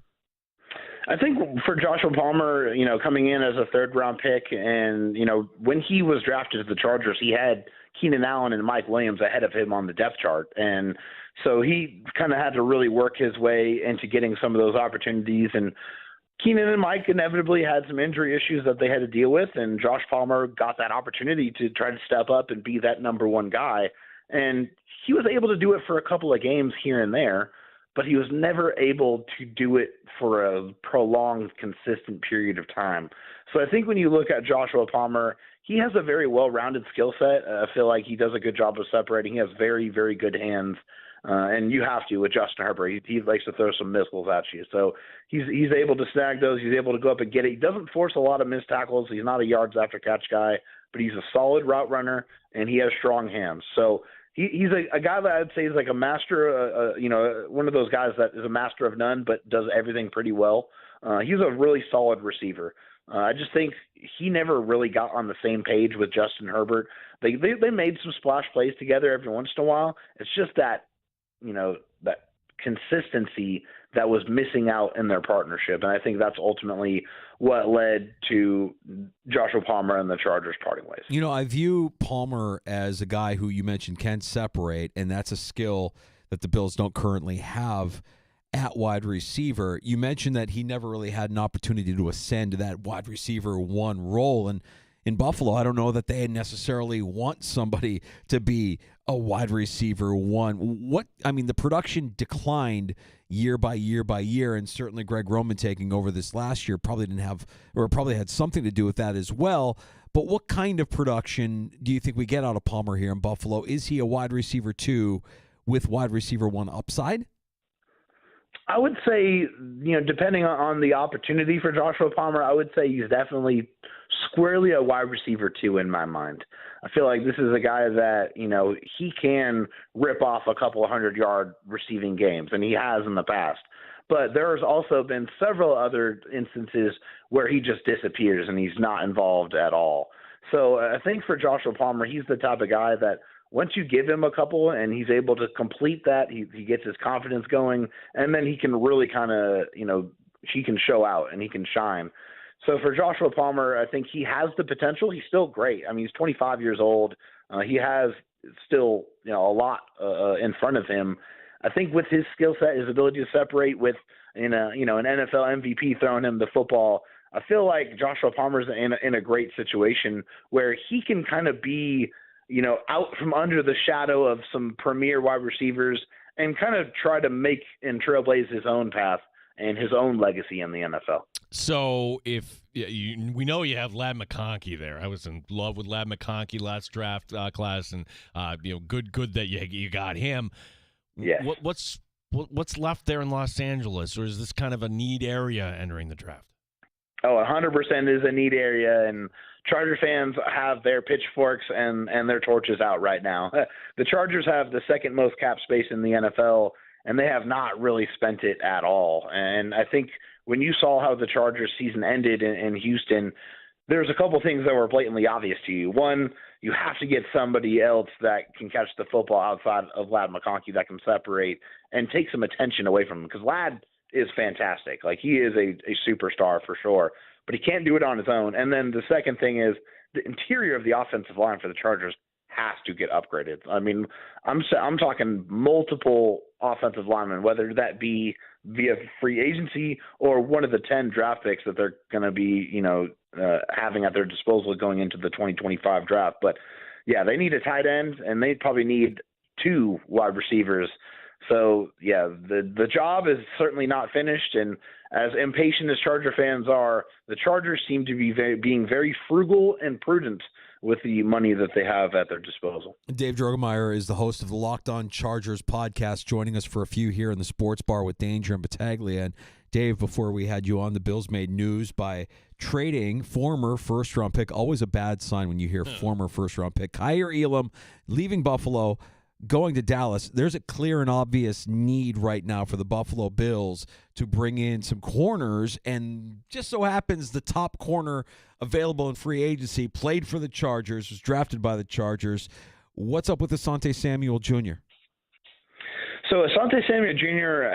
had a stinger issue that he has had since he was a kid, and unfortunately he was not able to recover from that injury, which took him out for the entirety of the season. But before this season, he had a great year in 2023, and he was pretty good. I think when you look at Asante Samuel Jr., he's the type of corner that is a little bit of a ball hawk. Like, he will take some chances to go up and get the football and try to make a big play for you and try to get the ball back to the offense. But that comes with some issues with tackling. And with Asante, he's not the best tackler. And so if you're looking for that, that's not an area of his game that he excels at. But he can take the ball away. So I think you're hoping for a young player that is a little aggressive, that's a ball hawk, that he can go out and get the interceptions that kind of negates his issues with tackling. The Chargers did make a signing, Najee Harris coming over from the Steelers, who I thought he was okay. But the idea that you're running the Greg Roman offense, Los Angeles, the idea that maybe you're going to add more to that backfield, how would you assess the Charger running game here entering year number 2 under Jim Harbaugh? Yeah, I mean, incomplete. It would be the answer there. They really only have a couple of running backs that are really their rookie that they drafted last year, Kamani Vidal, who didn't really do much of anything. Hassan Haskins, who was more of a special teamer, got a few opportunities. And I hope that this Najee Harris role is a replacement for Gus Edwards, and they were able to bring back J.K. Dobbins to form more of a lightning and thunder combination. Because when you look at Najee Harris, he is the model of durability. But also that scares you because he has a lot of tread on the tires. He has over 1,000 rushing attempts in his NFL career. He's been over 1,000 yards every season, but he's not explosive. His career average is just that 4 yards a carry. So I hope this is a backfield by committee approach where they're able to bring back J.K., who's a little bit more explosive, who's able to really hit the home run, to pair with that bruiser that Najee Harris is. And I think that's more of what I'm looking for. And if they don't do that, I do expect them to take a running back pretty high in the draft. David, you mentioned it. We saw this Charger team make it to the postseason. We saw 3 out of the 4 teams in the AFC West make the postseason. It leads you to believe that the gap may be shrinking between Kansas City and the rest of the division, which I think a lot of Bills fans would love to see happen, especially with Kansas City losing the way they did in the Super Bowl. So just kind of project a little bit where you think everything is going in that division, with certainly the Broncos improving last year and making it to the postseason after a long drought, and the Chargers going now into year 2 of the Jim Harbaugh era. Yeah, I think right now with the Chargers going into year 2, they are still trying to build this thing in Jim Harbaugh's image. Now they have the resources and they have the draft picks to be able to go out and really truly get the type of players that they need to orchestrate what Jim Harbaugh likes to do. And that's that tough, physical, I'm going to drag you into the deep water and I'm going to drown you type of football. Like, that's what they want. And so they have to bring in those type of durable, physical type players to be able to try to, make that vision and put it into fruition and make it come to life. And for the Chiefs, I think in the Super Bowl, the blueprint is definitely out there. It's, hey, we got to try to get guys that can cover. We have to try to rush the passer with 4 and get after Patrick Mahomes in that way. Now, obviously, the Eagles have one of the best rosters in the National Football League. That is the prototype. I think everybody's trying to emulate that to a degree. And I do hope that this is the sign for the Chargers to try to take over this division. But the Chargers haven't beat the Chiefs in 3 seasons. And so I need to see it before I believe it. And for the Chargers, they are going to be playing 9 playoff teams next season. And they just didn't do a very good job of beating good teams last year. They beat the teams they should have beat, which is an improvement on other teams in previous years, but they have to go beat the good teams. And so I think that's the next step in the maturation process here. I believe Jim Harbaugh is the right coach. I feel like Joe Hortiz is the right general manager. They are heading in the right direction, but they need to show me the premium results, which is beating the good teams in the NFL. What do you make of Denver? Denver being a team that the Bills beat. Bills are the 2. Denver sent them on their way. Yeah. I because I think Denver is one of those teams that can go either way. Just valuing your opinion on the Broncos here. Yeah, so I think with the Broncos, they have a quarterback that's able to orchestrate the type of quick passing game offense, West Coast style offense that Sean Payton wants to bring to the table. And they have always had a very good, very competitive defense. So I think it's a team that, I still think they need a couple more pieces on offense. I think they need a running back. They need probably a couple of receivers as well. I don't think there's anybody in the skill position groups that you really particularly worry too much about. So I think they need to get more explosive before they can really throw their hat in the ring to compete for the AFC West. Dave, what are you working on at the pod that we can check out here? I'm sure you're busy with free agency like we all are and getting ready for the draft here at the end of April. Yeah, so, I work for the Locked On Podcast Network, and their slogan is your team every day. So we are constantly cranking out shows Monday through Friday. We're on YouTube, on our YouTube channel at Locked On Chargers, and we're on audio everywhere you get your podcasts, including on Odyssey. And so you want to know what's going on with the Chargers, who they signed, who they let go, what their cap situation is, please check out my show, and we will make sure that you are informed on all things Los Angeles Chargers. Dave, we had you on before. I'm trying to remember. Are you based out of San Diego? I am from San Diego originally, but I am now in Texas with my wife. Okay, there you go. Well, if you talk to anybody with the Chargers, can they bring back San Diego Superchargers? Maybe update it a little bit. I'm not greedy. Just let me know when they're going to wear the powder blues a little bit more often. I'd like to see that a little bit more. Well, that may happen, but I also have a sneaking suspicion that they may change things to a more darker theme here under Jim Harbaugh. So I don't know if we're going to see more of the powder blues. We might actually see less. Dave, we can't leave on that note. All right, Dave. Well, it's Harbaugh's way, I guess. Dave, appreciate the time. God, they're going to look like Michigan when it's all said and done. They're going to be out there looking like the Wolverines, aren't they? Hey, if they bring a Super Bowl championship to the Chargers, I could care less what they look like. No one will complain. Dave, enjoy the rest of your week, bud. Thanks for the time. Absolutely. Thank you, guys. You got it. There's Dave Drogmeyer. He is the host of the Locked On Chargers podcast. Learning more about Joey Bosa, learning more about Joshua Palmer.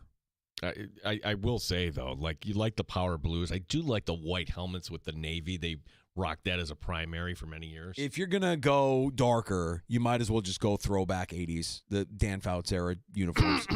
And, of course, Chuck Muncie. The Chuck Muncie era San Diego Charger uniforms. Absolutely. I mean, I want to say as a kid, that was the team whose uniforms I gravitated towards. Like you saw and you're like, oh, my God, those are different. Those look cool. They got the lightning bolt on the side of the leg. That's cool. They got the lightning bolt on the helmet. That's cool. I mean, I think the powder blues are the best uniforms in all of sport. That's a statement. The Charger powder blues are just sharp. They look so sharp. I should say that when Carolina rocks the Hartford Whaler jersey, the Hartford Whaler sweater, hard to imagine them losing ever wearing the old whale. But yeah, I would take more of the powder blue and less of them looking like the Michigan Wolverines, but I have a feeling I'm going to lose out on that. Yeah, I think, they have some holes on this roster, and they do have the cap space. I'm wondering if they bring in Cooper Kupp, who's officially a free agent now. They let him go. The Rams did at 4 o'clock. Asante Samuel Jr.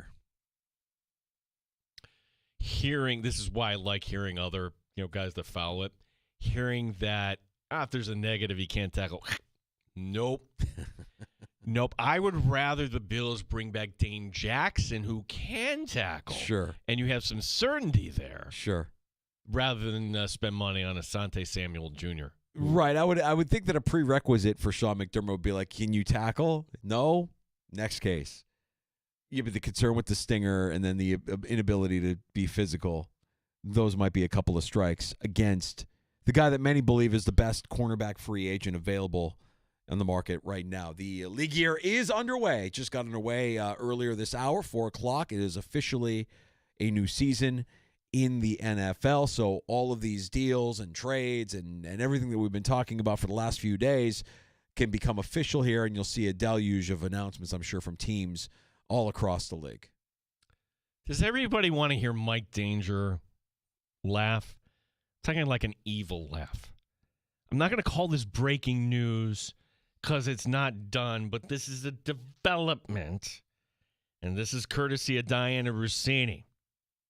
I read, Vikings decision makers are still evaluating their options at quarterback, including the possibility of signing Aaron Rodgers. The 4-time MVP is intrigued by the idea of playing in Minnesota. For now, it's a waiting game. Okay, the last part. Well, no, it's a waiting game. It's always a waiting game with Rodgers. No, dude, if anybody thinks he's going to Minnesota, this is Aaron Rodgers, addicted to publicity. Yes, talk to Minnesota. It's a new way to make sure Rossini knows. I'm interested in Minnesota. Let's get that out there. So you think he has zero interest in Minnesota? I think he has interest in whoever's going to pay him the most money. I don't know that Minnesota's the team that will pay him the most money. I can imagine that the offers from Pittsburgh was probably insultingly low to a guy with very little self-awareness, that the Giants probably didn't offer him much more, and that, again, this is just about where can I make the most money for the last season or two of my career. If it's Minnesota, then it will be Minnesota. But the Steelers aren't getting a Russell Wilson kind of deal out of Aaron Rodgers going into this season. No. What did they pay Russell Wilson? Is it $1.5 million or something Okay, like that? yep. And what did the Vikings pay Sam Darnold? 1 year, $10 million. So if you're Aaron Rodgers, oh my God, are you down to 1 year, $10 million? Oh my God, Danger.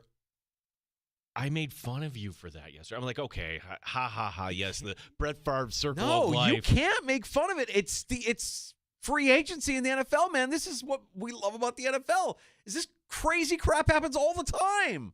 All the time. And you know, Aaron, people be like, well, I do like McCarthy, but Aaron Rodgers throwing the JJ and give JJ another year. Give JJ a year to learn from Aaron Rodgers. Give JJ a year to fully heal up, and then when Rodgers retires, JJ will be ready. That's worked for Green Bay for generations. Why the Bears and the Vikings never have figured that out or never have tried that is beyond me. And the Vikings had the opportunity to do it with Sam Darnold. They let him walk. Okay. Is J.J. McCarthy getting you 14 wins? I don't think so. Aaron Rodgers isn't getting you 14 wins either. I think he gives you a better chance at 14 wins than J.J. McCarthy. I think he gives you a better chance at 14 wins than J.J. McCarthy. I am not hitching my wagon to any 41-year-old quarterback. I'm sorry. Hall of Famer. That's true. Hall of Famer. He's old. Take everything that we don't like about him and put it aside and just think about the ball player. He's a Hall of Famer, and he still made some plays last year. Be sure to listen to Aaron Rodgers' lover, Bart Winkler, coming up tonight. Bart will be joining us on the show on Friday. Yeah. Okay. Do we have an Aaron Rodgers destination by the time we talk to Bart on Friday, yes or no? No way. No way. Are you kidding me? This is going to drag into next week. So fantastic. It's fantastic because these smart NFL decision makers and smart owners are getting outwitted by that guy. That guy's going to own the news cycle. Again. It is. It's Brett Favre all over again. Can you play the Schefter thing? Normally, you're an NFL info guy. You're there just to deliver the news. I don't have it available. Oh, I'm sorry. I'm sorry. Yeah, it's Schefter was basically on ESPN Milwaukee earlier today saying, hey, look, it's not hard. Make the decision. You either want to play or you don't. Is it Pittsburgh? Is it the Giants? Everybody's making a decision. What's wrong with you? Why don't you just make the decision? Comparing it to, you know what you want to order for lunch? Yeah. Great. Right. I would say that that's a little bit flippant. The idea that there are millions of dollars at stake for Aaron Rodgers based on the decision he makes. So he's not in any rush to make that decision because he's maximizing his earnings potential. I would throw the BS flag, though, if it's, well, he needs to decide if he wants to play. Well, he can say that. It's not true. If he wants to be relevant, he needs to play. End of story. Happy hour next. The Bills made plenty of moves. We've got a lot to get to as the new league year gets underway. Free agency officially open, even though it's really been open for the last, week or so. We'll recap everything that Brandon Beane has done here to kind of further cement this 2025 Bills roster. We'll get to a round of shots, and our phones are working, as you heard with PJ and David joining us earlier this hour. You can join us by pulling up a stool at 585-866-4FAN. Our number again, 866-4326. You're listening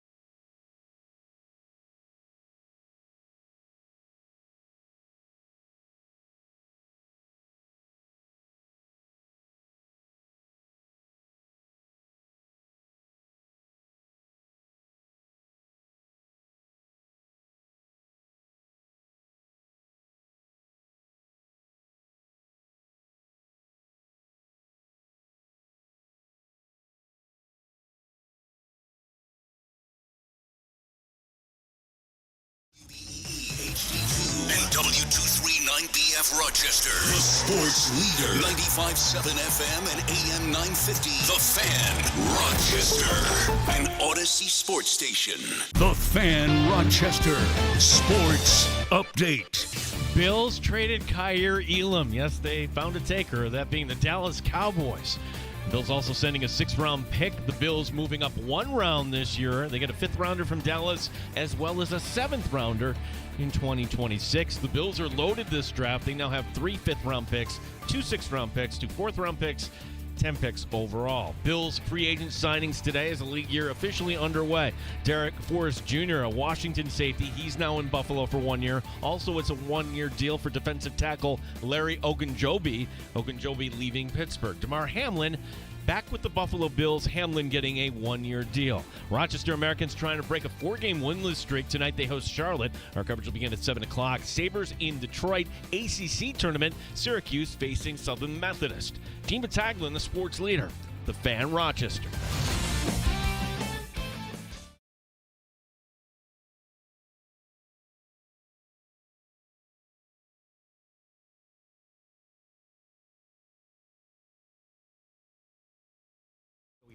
You want a splash? There's your splash. And Steelers D tackle Larry Ogunjobi while re-signing Damar Hamlin. Reports are that the Bills re-sign running back Ty Johnson. It's Ed Oliver again. Headed into the end zone. Touchdown, Buffalo. Touchdown, Reggie Gilliam. Mike Danger. If you look at what the Bills have become and their success year in and year out, despite not getting ultimately to where they want to be, I think a lot of teams would sign up for what the Bills are today. You've sustained this level of success and you've become one of the premier franchises in the NFL. Gene Battaglia. I get it. Like, our expectation, he's big baller bean, right? He's going to go out and make a play for one of those playmakers that this team desperately needs. Tell me who is available. 95.7 FM and AM 950, The Fan, Rochester. Back in the sports bar, it's happy hour. Glad you're with us. Thanks for listening and making us part of your drive home at 95.7 FM, AM 950. We're in the free-to-download Odyssey app or on your smart device when you ask it to play 95.7 The Fan. We've even got our video stream up and rolling. You can watch the sports bar on YouTube. Don't forget to like, subscribe, share, tell a friend. We appreciate that. Streaming on Twitch as well at The Fan Rochester. Happy New Year, Gene Battaglia. Happy New Year to you, Danger. You can write to us on X. You can leave comments on YouTube, which more people are doing, as Deanna did. It's only funny if it's not your team who screwed this up. Tomlin is 100% responsible for this Mets for hitching his wagon to the shiny thing in Wilson rather than believing in Fields. I can't fault him on that. Belief in Fields, that's where I struggle. Look, man, I think you either got it or you don't. You're either the dude or you're not when you're talking about quarterback in the NFL. And Fields, for as athletic as he is, for as much as he can make plays, I just don't believe he is the dude. Sorry, Jets fans. I don't. I mean, you can say, be optimistic and say, this is going to be different. My team is going to be. I don't know that it is. We saw what we saw in Chicago. Look good in Pittsburgh, but okay, you moved away from him. Is it comfort? If Tomlin is guilty of anything, it's defaulting to comfort. It's defaulting to, well, if worse comes to worse, we'll get Russell Wilson. But the one time since Ben retired that Tomlin has had to kind of like really work with somebody, try to get something done at quarterback, they picked the wrong guy. They picked Kenny Pickett, and it didn't work. And a lot of teams can't recover from whiffing on quarterback, let alone whiffing on a first-round quarterback. That's a tough thing for a lot of teams to come back from. Growing up, when I was at school downstate, they had a thing called the Learning Annex. Today, it's more of like a TED Talk. If Brandon Beane did a TED Talk just on business and how to sell, I am signing up. I would pay that money because Brandon Beane can sell you anything. He could sell the proverbial ice cream to an Eskimo. Brandon Beane sending Kaiir Elam to the Cowboys, and you got a draft pick next year out of this, and you moved up around this year, and you shaved $2.5 million off of your cap this year for a guy that, Danger, he wasn't going to make the team anyways. I know, yeah, he could be around. He could be a We don't know. We didn't know, right? Like, at this point, obviously, we know how the Bills feel about Kaiir Elam. They just traded him. And I don't know how many chances you were going to give that guy, but I certainly could have seen a situation based on him getting some time at the end of last year where it's like, oh, God, he could probably be out there competing for a starting job. Given how thin they are at corner right now, it's Benford and? Right. So right now, that is like big neon sign. It's flashing. Hey, need corner. Rasul Douglas is still out there. We talked to our guy, Dave Drogemeyer, about Charger-related things, and Asante Samuel, and then coming out of that, like, no, the guy can't tackle. I don't think he fits in Buffalo. The Bills need to draft a corner. In fact, they'll probably draft 2 now that they have 10 draft picks. But the idea that Kyrie Elam, a guy, can we just start here? He wasn't going to be on this roster in 2026. Yeah. And saving $2.5 million on the cap, that's not a nothing. So I commend Brandon Beane. And here's your scorecard for Bills draft picks, because they also awarded 2 fifth-round compensatory picks. So Buffalo right now, after all the dust is settled, right now, the first rounder, 2 second-rounders, remember the Diggs trade. You have no pick in the third round because you sent it for Amari Cooper. 2 picks in the fourth round. That's because of the Ryan Bates trade with Chicago. 3 picks in round 5, 2 picks in round 6, no pick in round 7. That's 10 picks overall. Okay. If you want to move up, you certainly have the ability to do that. Yeah, you've got ammunition. That's great news for the Bills. I think you would sign up for that. Now, the big signing in the last 24 hours happened last night while you were probably eating dinner or after we got off the air, certainly, and that's the signing of Joey Bosa. Joey Bosa cut from the Chargers as a free agent. He's going to get 1 year, $12.6 million from the Bills with incentives that could push it up to $15.6 million. Now, I don't even want to call this polarizing because I feel like I have yet to come across the guy who's really excited about this move. Well, how could you get excited? Because the health concern, but logically speaking, you have to put aside the, hey, Myles Garrett wasn't available. Neither was Max Crosby.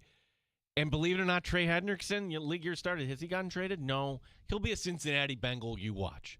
And even the Bengals are not trading him to Buffalo. The big swing at defensive end wasn't available.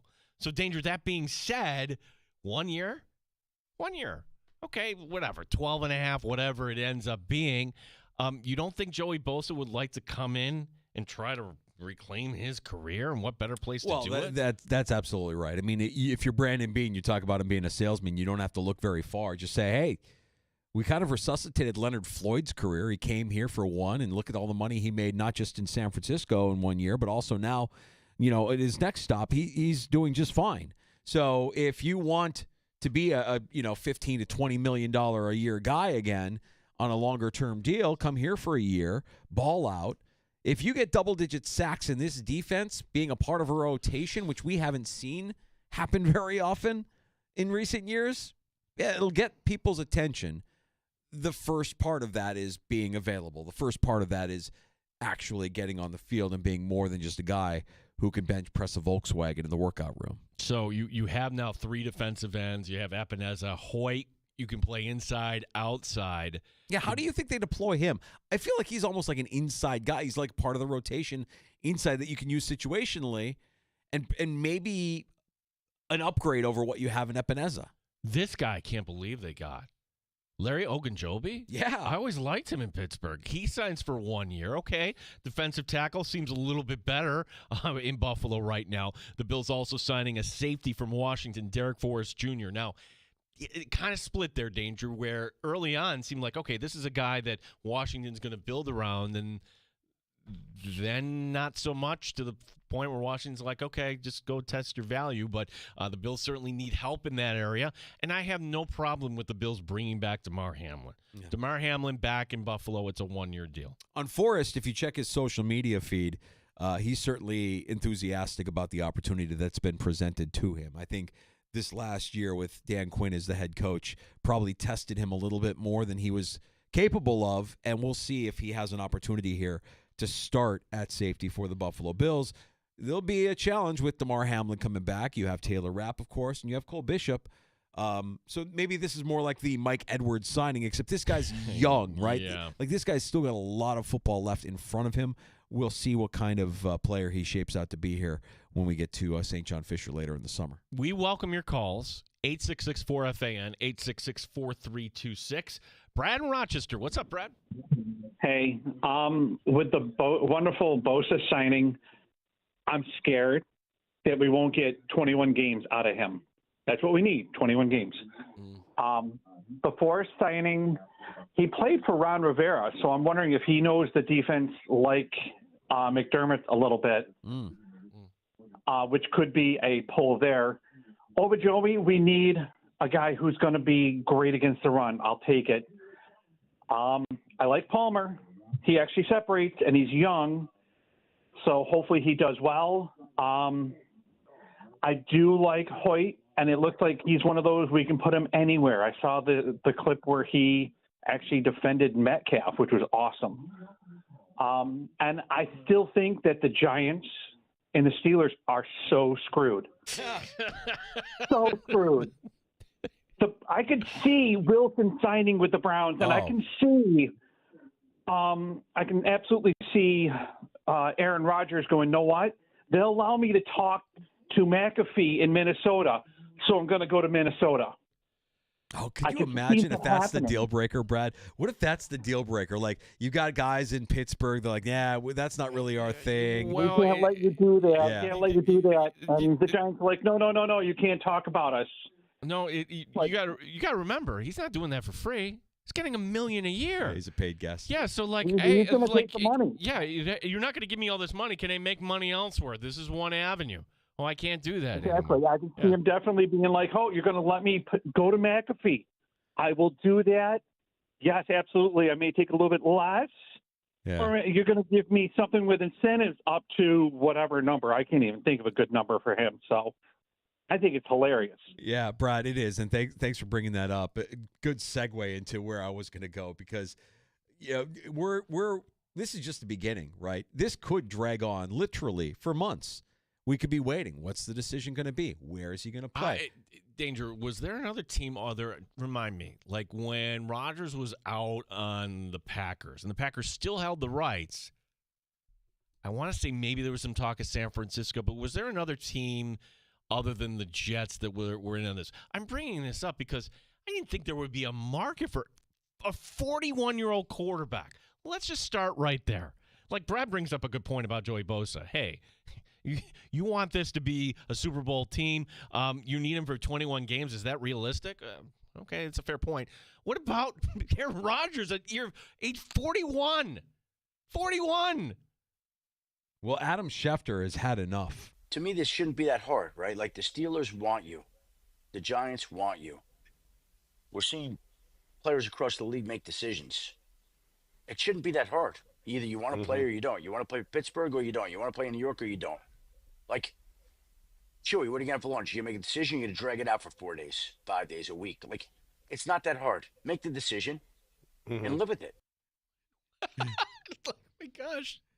Yeah, Schefter and Rodgers have a history. But the reality is what Rodgers has the ability to do here is drag it out as long as he wants. Drive up his own price. Teams getting more desperate. They're going to want to pay. They're going to have to pay him more. And it's not that surprising to me to hear that a third team is actually being talked about in the Aaron Rodgers pursuit. According to Diana Rossini, Rodgers finds this situation intriguing that the Minnesota Vikings have now entered the I can't believe I'm actually saying this because I think you said it half in jest yesterday, Danger, the Brett Favre circle of life. Yeah. I'm telling you, Gino, you can't rule out anything in the NFL because anything can happen. And this would be unreal. It would be Minnesota fans would go crazy. And Rodgers would probably get everything that he wants. Oh, you want to talk to McAfee? Hey, we're in Minneapolis. We would love the exposure. We'd love the Vikings to be on that kind of platform. Hey, you don't like the Packers? We don't like the Packers either. Yeah. You're motivated to go and stick it to your team, your old team twice a season. Let's go. JJ can wait. We got Aaron Rodgers, a future Hall of Famer. Brett Favre took us to the NFC Championship game. What can Aaron Rodgers do for us? You can't dismiss it because it's the NFL. Anything can happen. It's why we love it. I just think right now, the chaos that I am rooting for, give me Russell Wilson signing with the Browns. Give me the Browns sticking it to the Steelers, who are just kind of dragging their feet, just wondering how this is all going to play out, kind of arrogantly going about their business, thinking that Russell Wilson will just come back. We can just get Russell Wilson to come back. No, your price for Russell Wilson just went up here. and then it makes sense in Cleveland, by the way. Right. And for Russ, I don't know that you had a lot of takers last year. But again, you've got desperate teams looking for quarterbacks going into a draft that nobody is real confident about any of these guys. So let's go. Dog pound. Let's bark. Dog pound. Let's ride. Let's bark. Let's ride. Broncos. Let's ride. Perfect. Perfect. One more time. Broncos country. Let's ride. Dog pound. Broncos country. Let's bark. ride. Let's bark. Broncos country. Let's bark. ride. Woof, woof, woof. Broncos country. Let's ride. bark. Yeah, perfect. I want it to happen so bad now. Now I'm obsessed. Now I need to see it happen. Seeing that report, I'm like, oh, now it's on. Let's get some stuff moving here. Let's go. Back to Rodgers, seeing it happen, the way it happened with the Jets. It's the Jets, right? We always point and laugh at the Jets. These are two of the founding franchises in the NFL that do things the right way. The New York Football Giants and the Pittsburgh Steelers, who have old tradition, championships, old money. You can smell the old cigar, old money smell in our offices.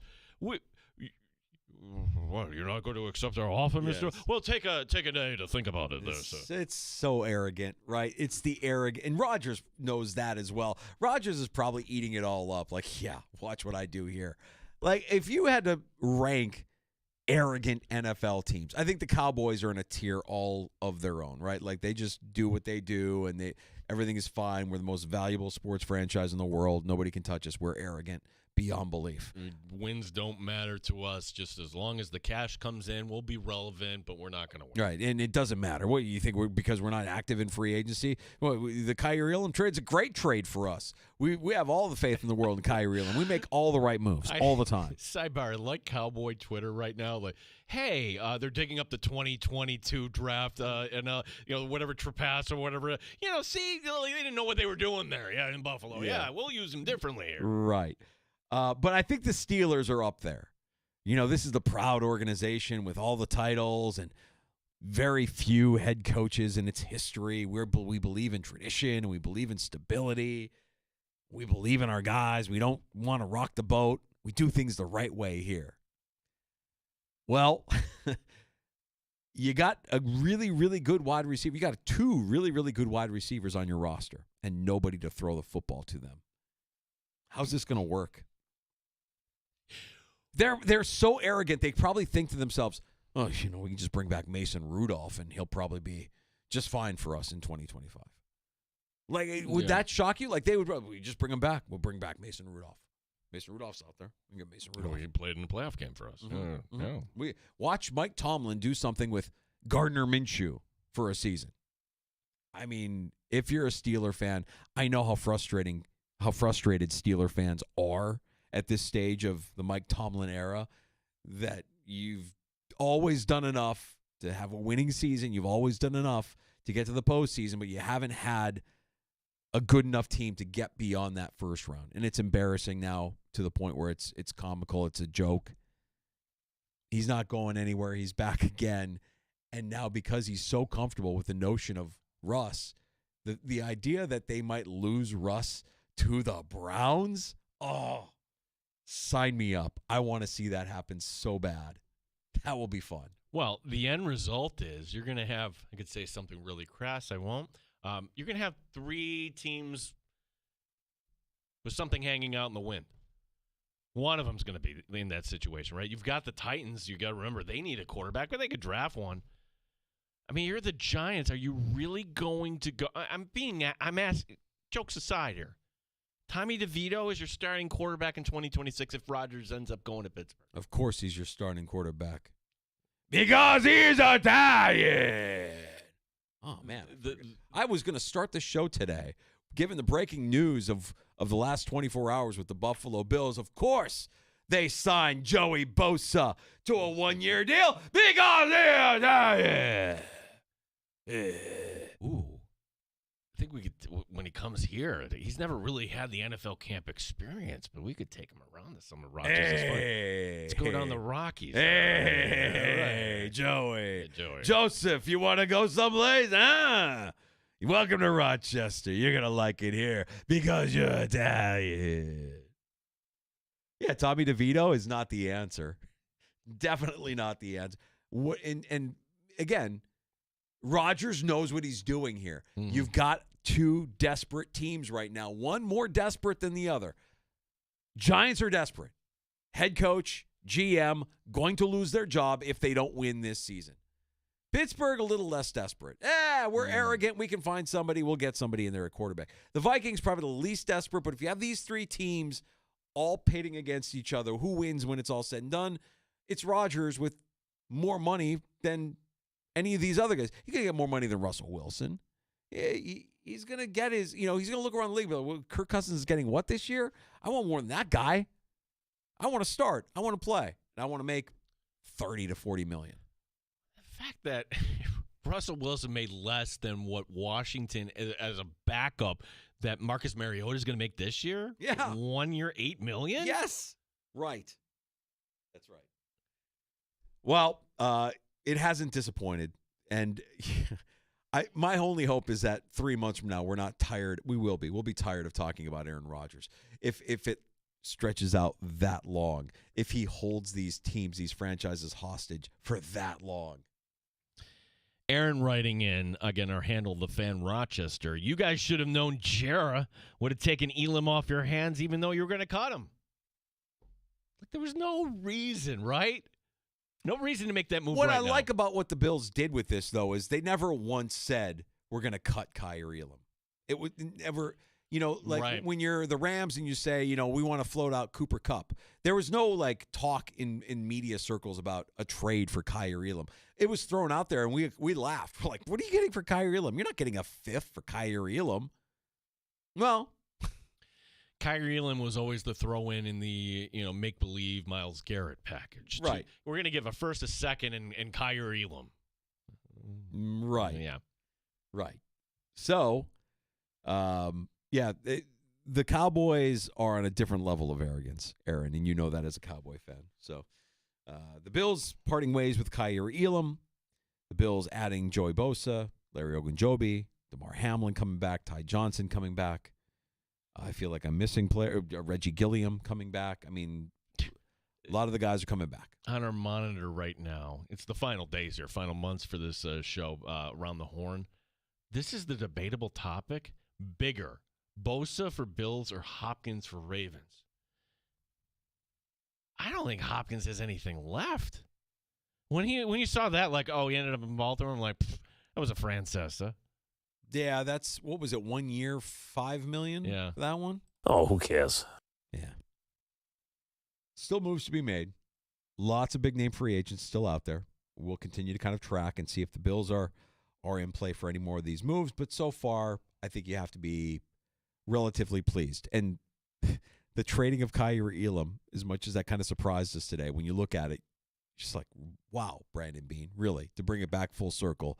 Brandon Beane, you magnificent bastard. How did you pull off that? Insane. Well, it's also an acknowledgement because while we're on our show applauding him, some from the outside are like, oh, my gosh, that was a first-round pick that you ended up only getting a pick swap and a seventh-rounder for. That's really bad. Well, okay, that's one way of looking at it, but that's the value of the asset right now. Yeah, and honestly, every team has that scarlet letter to wear. No team has ever been perfect on all of their first-round draft picks. That's ever. why we love the draft. Yes. We love the draft for that reason. You love getting attached to these players, hitching your wagon to the ones you think are going to have long steady careers and hoping that your team doesn't pick the guy that flames out after his rookie deal. We got to get to a round of shots next on the Fan. Yeah, let's get to some things here we can talk about as well. Sabres playoff chances, Danger. You're going to chuckle at this. They're not eliminated, but I'll tell you what they are. Who'd you say? Yeah, team down the road. Who cares? Yeah, Syracuse basketball. Not a total Francesa. They won last night. Hey, There we go. congratulations. Yeah. This is really bad, too. I did reach out on this next story to a coworker of ours, Tommy Muley. I haven't heard back yet. Oh, okay. Remember that story regarding the Texas Ranger hat? That wasn't the only hat that nobody thought through in the Major League Baseball office. In fact, I'd say this one is just as bad. And right now, if you have it, you can make a lot of money. Last call is coming up before 6 o'clock as well. You can have the final word in the sports bar. If you'd like to join us, our number is 585-866-4FAN, 866-4326.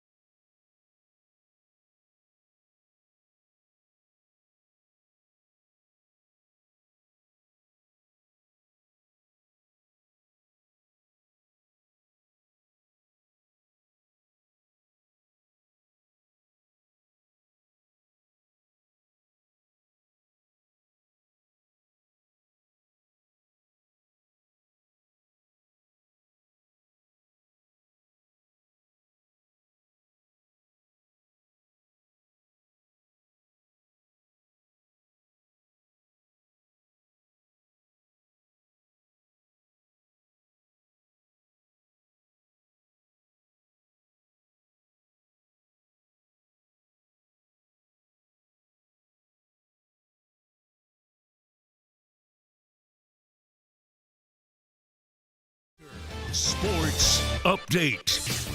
Bills making a trade today. They got rid of Kyrie Elam. He goes to Dallas along with a 6th-round pick. The Cowboys sending back to Buffalo a 5th-rounder this season and a 7th-rounder in 2026. The move also saving Buffalo $2.5 million against the cap this season. Bills now with 3 5th-round picks, 2 6th-round picks, 10 picks overall in 2025. The Bills making more free agent signings today as the league year gets underway. Derek Forrest Jr., Washington safety, 1 year, $1.3 million, according to Ryan Talbot. Larry Ogunjobi, he leaves Pittsburgh, the defensive tackle, signing with Buffalo. Also, DeMar Hamlin, back with the Bills. It's a 1-year deal. Rochester Americans looking to break a 4-game winless streak tonight. They take on Charlotte. Our coverage begins at 7. Sabres in Detroit. Syracuse taking on SMU. G. Battaglia in the sports leader, the Fan Rochester. The only way to take the Fan Rochester with you is the free Odyssey app. Download it today and follow the sports leader, 95.7 FM and AM 950, The Fan Rochester. They don't give you much. It's probably the best 5-on-5 team we're going to see all season. They're a really good team. They're heavy. They defend really well. All their numbers offensively and defensively are really good. So it's going to be a tough matchup for us. Rochester Americans head coach Mike Leone. Amerks hockey tonight from Blue Cross Arena here on the Fan Rochester. Puck drop just after 7 o'clock. The Charlotte Checkers in town. Yeah, I'm going tonight. I like those Wednesday night games. It's a different vibe there, and certainly these are two teams that, hey, if you said, hey, the Amerks are going to get out of this division looking ahead, I mean, if it's not Hershey, who might it be in the other conference division coming out? At least this time last year for the Buffalo Sabres, well, they didn't get eliminated from playoff contention until April 10th. The team was still farting around in the month of April. That's not the case now. Even a win over Edmonton on Monday. Money Puck has the Sabres' odds of making the postseason at 0.0. Again, they're not officially eliminated, but the computer is telling you there is no hope. 7:30 tonight, the puck drop in Detroit. TV side on TNT. Be sure to listen for all the excitement on 96.5 WCMF. So you're telling me there's a chance? Nope, not a chance at all. Sorry. Yeah! They're still mathematically not eliminated officially, but Money Puck says 0.0 chance of making the postseason. Not great, Bob. God, what a disappointment this franchise is. They are an unserious organization. I'm done. We've been done. Yeah. Yeah. Season's not over for the SU Orange, not just yet. The 14th seed in the ACC tournament, advancing with a 66-62 win over Florida State. J.J. Starling led the Orange with 27. Syracuse is now going to face the 6th seed, SMU, a 9:30 scheduled tip time tonight on ESPNU. The Orange getting 8.5 in this matchup in the points. Okay. By the way, Jim Boeheim, you can enjoy his color commentary. I'm here at the ACC tournament, just watching the Orange and watching. Yeah, that's about it. Hold on a second. We didn't do it enough justice. The Boeheim impersonation just it's missing something. It needs a little bit more. We're here at the ACC tournament, and just giving my analysis on North Carolina and Notre Dame. And I'm just saying that, Syracuse tonight against SMU, they could shock some people if they're SMU sleeping. It could be. I thought you were going to do hi, yes, Mr. Boeheim. I'm with the Fan Rochester. Would you have? No, you want to come up? No, okay. Vladimir Guerrero Jr. likely headed to free agency after the season. The Blue Jay first baseman turned out a massive offer. How big was it? According to Ken Rosenthal, the Athletic, Guerrero turning down $500 million. While some of that was going to be deferred, it wouldn't have been enough. Guerrero wants a contract in the ballpark, the one Juan Soto got from the Mets, 15 years, $765 million. I mean, it's just insane. I look at the money being thrown around, and that Soto deal, that's just a reminder. Like, dude is making over $750 million over the next 15 years. Amazing. I talked to more than one Yankee fan, and you all say the same thing to me. Yeah, enjoy when he's not playing defense out there. Yep. Okay. I don't think we brought him in for that. Yankee fans are really gripping right now. I mean, the Yankee fans that I'm friends with, that I exchange texts with, just kind of observing, hey, look, it's still March. I mean, there's nothing to get overly excited about, but you have to be somewhat concerned about the injuries, especially losing Garrett Cole. Luis Heel is out. Yeah. A lot of Yankee fans think that they're toast before the season even starts. I would say pump the brakes. It is still March after all, and it doesn't really matter. Let's get it going here a little bit and see what this team is actually about. We had the story yesterday about the terrible layout of a new hat by Major League Baseball. This for the Texas Rangers. They call it an overlay design, Danger, where you have the team name written in the back and then the actual logo that you would see on the hat. Yeah, Yes. I saw this. Can I just say, I think the design is stupid. I don't like this design at all. I don't either. I know that's going to come off as old man takey and, fine. But, like, nobody asked for that. Nobody asked for, what would be cool? Let's put the name of the team in the font behind the actual logo. It doesn't make sense to me. I don't like it. Well, that nobody put up their hand there, or they didn't run it by legal, because the overlay design for the Texas Rangers, well, if you take out the middle T, take out the middle X and put a T over it, that actually spells a profanity in Spanish. Hey, yeah. Show me your data. Yeah, it's a little vulgar, I guess. Maybe not a profanity. This one probably just as bad. On eBay, the LA Angels. Oh, no. The LA Angels hat right now on eBay is going for as high as $950. In the word Angels, the G in Angels is replaced by the A in the overlay. Phonetically, it sounds something like we shouldn't say on our show. Let me put it another way. If you're a regular to the break room, they would use the code word Anaheim. I have reached out to Tommy Muley for comment here. I wonder, you know what? Moving forward, can we just say that the Angels team name, the G is silent? It's always been a silent G. They've always been the Los Angeles Anals. The G was silent, Gene. You know how that goes. I mean, we've talked to guys with your last name with the silent G. I had people, what, are you ashamed? No, I'm not. That's how you say my name. That's right. And so the G is silent. It's not. They've never been the Angels. They're not going to be the Angels. They're now the L.A. Anals, and they will always be the L.A. Anals till they win something. Then we'll give them respect again. But moving forward, thanks to this new ball cap, the L.A. Anals. Danger, I was trying to talk in code. I get it, Gene. You're a Boy Scout. I am not. That's what makes this work. You can be the straight guy that reads the news. You've got all the credibility, and I'm the 12-year-old over here, throwing spitballs at people and cracking fart jokes. That's my gig. Finally, good luck to the LA Anals this season. Really hope you play up to your name there. Mm-hmm. Yeah. Not sure if this is take of the year material. After all, it's not really a take, but it's some audio. Oh, you hear this.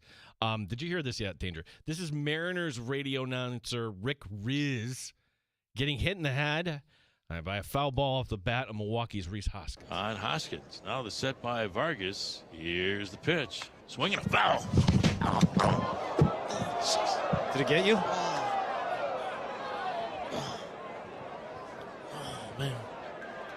Hit me in the head. Did it get you? Yeah. Hey, we're going to take a quick break here. Yeah, dude, that's scary. That is scary That's stuff. scary. I don't like that. Like, we joke about the John Sterling, sound whenever news breaks in the sports bar. Ow! Ow! Ow! It really hit me. I didn't know it was coming back that far. He was okay. He was okay. It came off a bounce. Sterling, I've seen that video. Yeah. This was just a liner, and the window was only open a crack. So if you're wondering, well, how did this guy's thinking he's protected? No, you're not. Bam. And, the good news is, he missed a couple innings as they checked him out. Riz would later return to the broadcast booth, joking he's going to have a heck of a headache. Yeah, I would imagine so. The way he sounded after he got plunked, you could just tell, he's not good. He was dazed. Yeah, that's scary. I don't like that at all. But I did notice also, and this is a reminder, we talked about this, right? Baseball announcer, baseball play-by-play guy, every single one of them has the same delivery. They all sound the same. I thought that was Sterling when I first heard it. I'm like, wait a minute, is Sterling calling games again this spring? I thought he retired. This is Rick Riz in Seattle, and he's been doing this for a number of years, Danger. Maybe, am I doing baseball announcer justice here? Well, you sound more like Costas, but is that what they're angling for? Well, Costas is also part of this, too. Uh-huh. You're there to tell stories. Here's the 2-1. I like Schulman. I think Schulman calls a good game, but he sounds like everybody. Now that I hear other baseball play-by-play guys from around the league, I'm like, they all sound the same. The guy, Shambi, though, really kind of slows it down. I'm just saying. Sorry. Can you play that once again? Rick Riz, this was me getting hit in the head Monday against Milwaukee. And the pitch. On Hoskins. Now the set by Vargas. Here's the pitch. Swinging a foul. Ah! Did it get you? Oh, man. Hit me in the head. Did it get you? Yeah. Oh. Hey, we're going to take a quick break here. Yeah, take a quick break. Take as much time as you need. That's serious. I don't like that. But I did notice that going in before he got hit, he's got it down. And the pitch. And the pitch. God bless him. They all sound the same. All right, we got to take a break. Glad he's okay. Take a break. Come back with last call. 866-4FAN. 585-866-4326.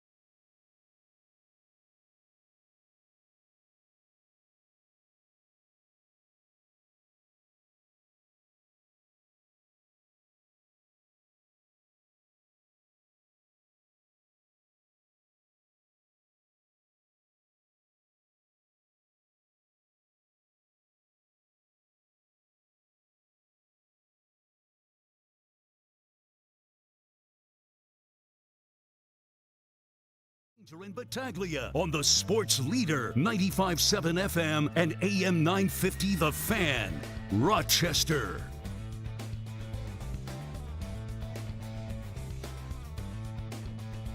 Last call in the sports bar, 866-4326. Happy New Year. The NFL league season. League year began at 4 o'clock this afternoon. The Bills have been active, as you know, through the legal tampering period. Well, today the big news was the trade of Kaiir Elam to the Dallas Cowboys. The former first-round pick. Like, why? Like, if you're Dallas, who is evaluating your pro personnel? Is it just as simple as, well, he was drafted in the first round, and if he's on the street now, we might as well give up something. It's a pick swap this year, so the Bills move from 6 to 5, and the Bills get a 7th next year. Oh, by the way, the Bills are off the hook for $2.5 million, so Dallas will take care of that.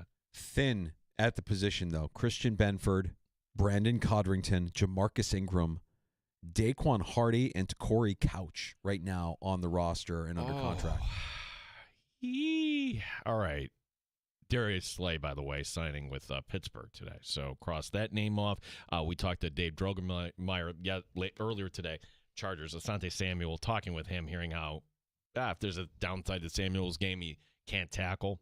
Not a good tackler. I think you can cross him off. This is an area where they're going to have to draft. And right now I think the best case is bring back Rasul Douglas. Probably Rasul Douglas at age 30 wants to hit it big one more time. I don't blame him. If he takes money from somewhere else, I don't blame him.